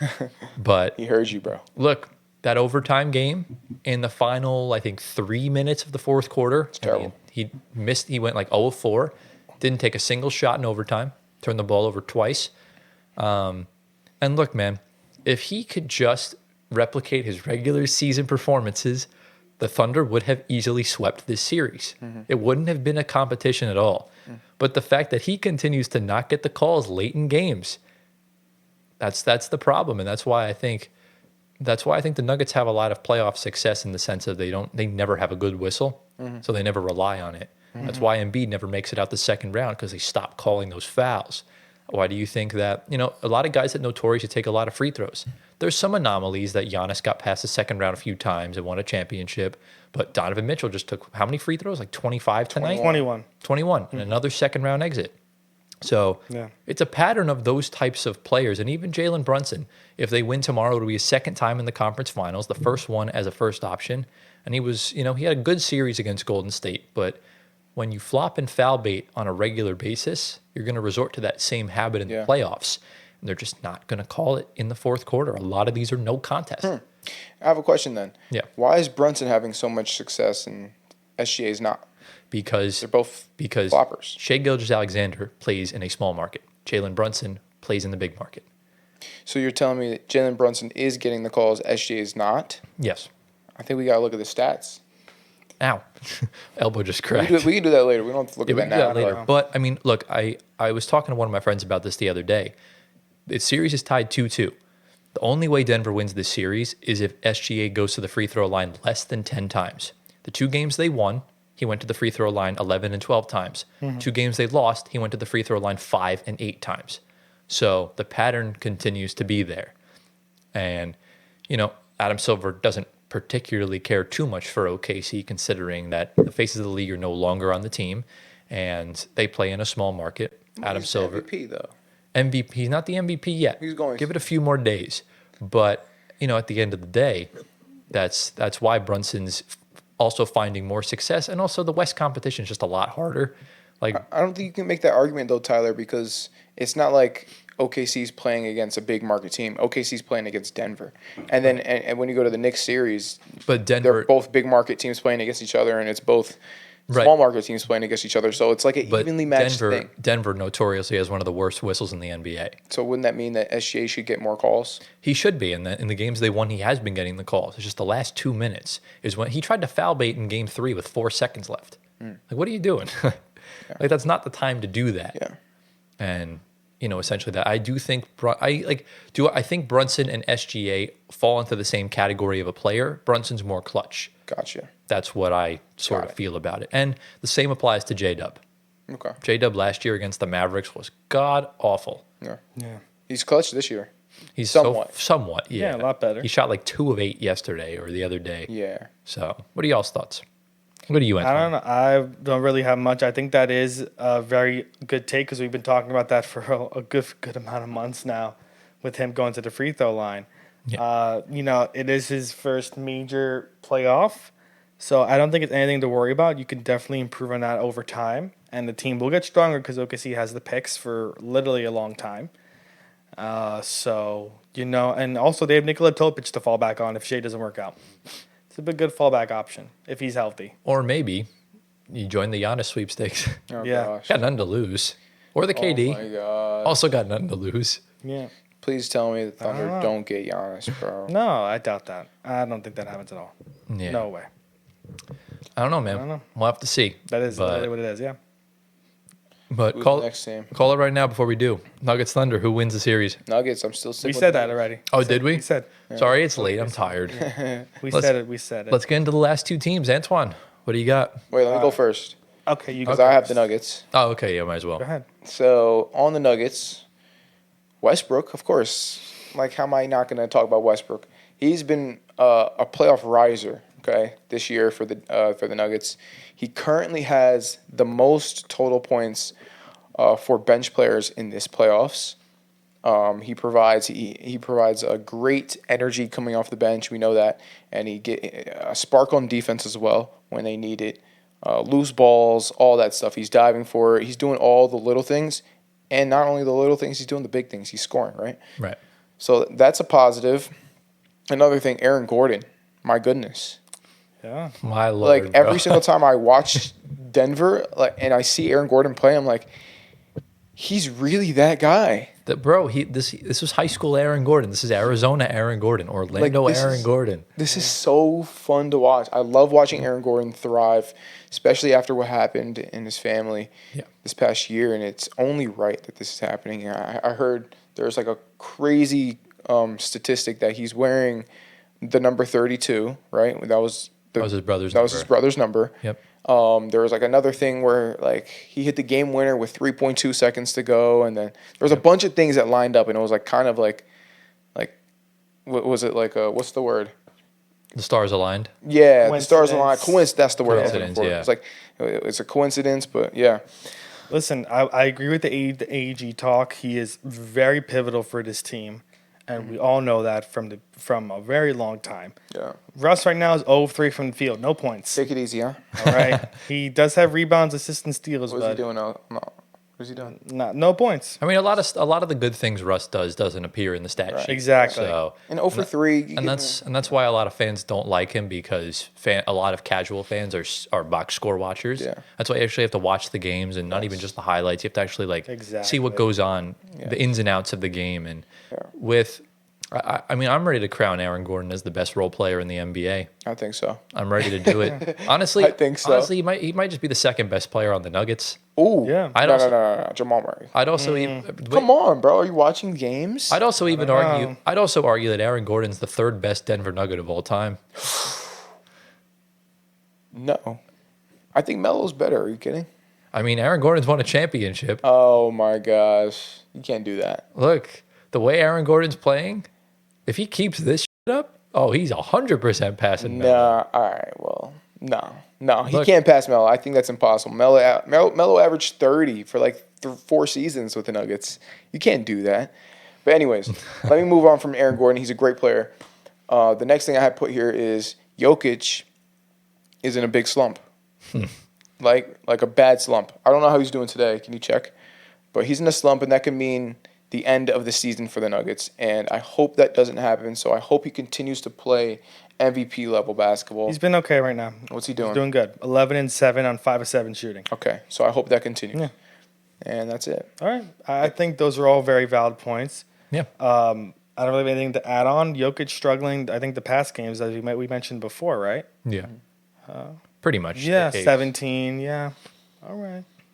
Bad shooting. Bad Yeah. shooting. Bad shooting. That's what it is. Okay. Yeah. Yeah, it is. You're right. 32%. Yeah. 31%. Yeah. As long as he gets the rest he needs, he'll be okay. Exactly. Yeah, I have no qualms with him. He'll be perfectly fine. That's We'll see. that's the least. I hope I'm worried about the other players on the team. Jamal Murray is a big worry. He's Oh, my 3 of 8 goodness. right now. Yeah. I don't know. 3 of 8's not that bad. Christian Braun, same thing right now, but they're doing Brown. okay. Christian Brown. Brown. He's been saying that for like I know, 3 right? He says like 10 different NBA players' names wrong, so it's fine. All right. Let's get into Alright, the last final team. Yeah, so Indiana. I really don't have much for them because it's nothing really shocking in my eyes, to be honest. I guess the shocking thing for me is that Tyler mentioned that Miles Turner was having a really bad game, and I think it was off the top of my head. I know he had 1 point at the half. Really? Okay. Yeah. Let me double check. He finished with 10 points. Wasn't very pretty. Not bad. So he's a free agent after the year, and if I'm Indiana, I am letting that man What? walk away. How dumb I is that? am letting him walk. That and might be I am- the worst take I've ever heard out of his mouth. I thought Nope. you were gonna say I am signing that man instantly. Bro, Nope.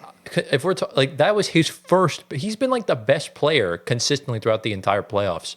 How are you gonna say that? I'm letting him walk. For what reason? Well, I don't get it. I think, if I'm being honest, I think they needed a change of guard for him and the center position. I think you're casual. I think Okay. I think you're out of your damn mind. I mean, he's right. he's been leveling up his game. I don't know. I may be a casual. Maybe I want him on the Knicks. That's why I'm saying that. Okay, I get it now. But yeah, I mean, another realistic side of it for me is that who else would they bring in that would replace him? If he does command a lot of money, though, it's a little interesting. Pay him. They're gonna pay him Yeah. Good that's what I centers are think not it easy to comes come down by. to. exactly. Pay him. And he I don't can know. shoot and he can block. And he can shoot, play defense. Yeah, That does make sense. All right. Okay. Maybe I just want him on the Knicks. that's think true. that's what I it think you is. do want him on the Knicks. He has been doing good this postseason. We've been talking about him a lot. Yeah. I think I'm just keeping everything out there for Indiana. Maybe they do want to move off him. Who knows? No, they don't.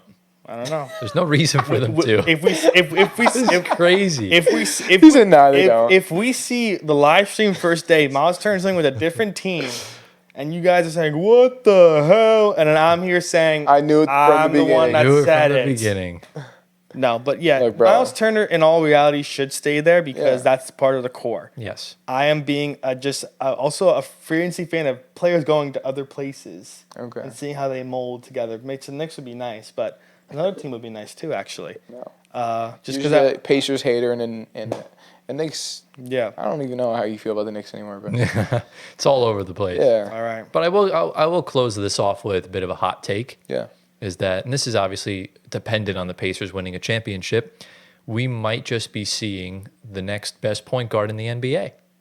I don't know. Tyrese. If he wins a Finals MVP, like you can't Oh. deny it. Yeah, Right. I would say. Yeah. I think he's definitely cementing himself a firm top 10 player in the league right now. If he wins the Finals MVP, I think even if he gets to the finals, like the way he's been playing, I can't say that. I say if he wins the Finals MVP, yeah. Yes. If he doesn't, I it's can't just put him in the top 10. it's hard for me to agree with that because the way he's been playing since like February, March up until now, it's been outstanding. I mean, he's been playing his best basketball. I gotta look at his season averages. Yeah, I mean, it's obviously going to be skewed because of his first few months of the season when he was in the slump. Well, that's a part of it, right? Well, not really. It's all about recency bias with these top tens and stuff like that. Like, if you win the finals, you're going to be touted as like one of the best players. But he's been racking up all these assists with 1 turnover or 0 turnovers. He's found his shot again, and if he can level this team up even more and get Indiana to their second ever finals, then I think that's totally worthy of a top 10 player in the league. Okay. Well, for the season, he's averaging 18 and 9. Yeah. 9 assists, right? 9 assists, Yeah. 3 rebounds. So, I mean, that's good, but I don't think that's top 10 worthy. I think you got to at least break 20 to be top 10. Well, if you're not counting the slump, he's definitely averaging like 25 or 26. Oh, wow. I'm Okay. pretty sure. So he's been playing really well since March turned around, and he's kind of kept that going. So shout out Hallie, and he's hit already numerous game winners this playoffs alone. Well, look at this. I'm looking at the stat right here. It says in the playoffs this year, he's averaging 16. So technically, he's a dropper. He doesn't need to do as much. Okay. So 16 and Yeah. 10. So it's a double-double, but it's barely a double-double. It's not bad. I mean, I don't think he's a top 10 player. If he gets a Finals MVP, though, I think that is worthy of him. if he being gets a top 10. Finals MVP, definitely. But if he makes the Finals, he's definitely top 10 Yeah. for sure. Okay. What a turnaround from being overrated No, yeah. to being like at worst top 15 Yeah. You're Good saying turnout. top Oh. 10 player in the league or top 10 point guard? Player. player. Yeah, that's what I was saying. Top 20, That's what I'm saying. not top 10. Yeah, but if he does get Finals MVP, Top 15. I think I might have to. Oh, still top 15. Top 15. I would have to look at the list No, of players. I could name Yeah. 10 other players. I think I could too. Who are they right now, Antoine? Oh, right now off the Yeah. top, Okay. go. LeBron. Not in any order. Yeah. LeBron, Jokic, Doncic, Giannis, SGA. SGA. Jalen Brunson, I would throw in there. I would no, because if he beats Brunson in the playoffs again, Oh, I'm come not. on. That'll be 2 years in a row. Brunson loses to Halliburton. All right, fine. Don't put Brunson. Find another player. Steph. Luka, did you say Luka? Steph, Devin Booker. Do we want to count? Do we want to count Tatum if he's Yes. not, Yeah, of not course. Yes, playing yet? Tatum is there, 100%. Tatum, How many is that so far? that's 8. 8. Let's see. Did you say Luka already? I said You did, Luka. yeah. We could throw in Anthony Edwards, of course. Yeah. Yeah, he definitely cemented We could himself. throw in. I would take Jimmy Butler over him. I would still also take. I would take Halliburton over Devin Booker. No, Yeah, I would. I would take D-Book, but Booker. Kevin Durant, I'll throw in. Who else? Oh, it's already 10. did you say Donovan Mitchell? I wouldn't take him. You wouldn't take D-Mitch? I don't know. Did you see the stat where it was 40 points and Halliburton had 4? I said Giannis. I would take Cade over him. Nah. I would take Cade over him. Cade's close, but no. Tyler Hero, no. No. Trey Young. I think at this current moment in time, he's definitely around that. He's top around 15. top He's top 10. 15. He's around top 10, 15. Yeah. And I don't think it's crazy then if they get to the finals, he's the top 10 player. I don't think it's Okay. crazy at all, especially if he has a big series. Would you take Embiid? No, No. that man's done. Yeah. All right. Well, So Oh, Kawhi. Kawhi, Kawhi, yes. yeah, when him and AD are on the floor, yes. Even James Harden, low key, except for the fact that he just can't close out in playoff games. Yeah. I would take Wemby over him. Yeah. Yeah. That's Well, like, yeah, he'll be top 15. I think the What about De'Aaron Fox? No. No, You wouldn't take De'Aaron Fox? No. not a winning player. Nope. No Fox. Nope. Don't- Hard to say no. that because he was in the Kings. I would throw Still. LaMelo if when LaMelo's healthy. No, Nah. LaMelo healthy, LaMelo? Hell yeah. I'm good. What? I mean, look, LaMelo. I mean, LaMelo's it's tough. LaMelo's best accomplishment is losing by 25 in the play-in. He's in a bad situation. though. That's literally the thing. It's unfortunate. yeah, it's Yeah. literally the thing. So, All right. Yeah, that's about it. That's all yeah. she wrote. Do we have any final thoughts regarding these 8 teams? Let us know down in the comments if you have any other thoughts regarding this. I would take Cooper Flag over him. Okay, yeah, definitely. Well, we don't know. What about Ja, though? I'm sorry. No. No, Ja. Okay. Anyways, what were you saying, Tyler? And with that, that brings us to the end of episode 57 of the Floor Spacer podcast. Gio, you know what time it is. What are the people commenting at home? They're still with the flow. Let's see. So Denver game is going on right now. Let's see. They are up How by about- 8. Comment down Denver in 7. Denver in 7? You better hope they win tonight. I hope. Comment down Denver in 7. Let's go. So obviously, we'll do our conference finals predictions next week because that will be when all these series come to a close. We'll have other sort of playoff action and news for us to cover and stuff like that. Also, Cooper Flag did mention that Halliburton's the most underrated player in the league. By said the way. that? He did, yeah. He doesn't know ball. Too bad Cooper Flag is already better than him. Yeah. It's too Hey, bad look, he's man. too bad he's going to the Mavericks. Yeah, it's too bad he's going to the Mavericks. That sucks. But yeah, we'll obviously keep tabs on what's going on in the NBA. And if you guys did enjoy today's video, be sure to drop a like, subscribe to the channel, get us to 6K, hit the bell. If you're on audio platforms, give us 5 stars, answer the polls, leave a review. If you're on follow our socials at Floor Spacer Pod on Instagram, Twitter, TikTok, check out down below. Personal descriptions are here for social medias. Get Gio to 1 million Instagram followers. And guys, do we have anything else to say before we head on out of here for the week? Deuces. Let's go to sleep. Let's go to sleep. We hope you all enjoyed. Thank you all for watching. We love you all endlessly, and we'll see you all next week in episode 58. Peace out.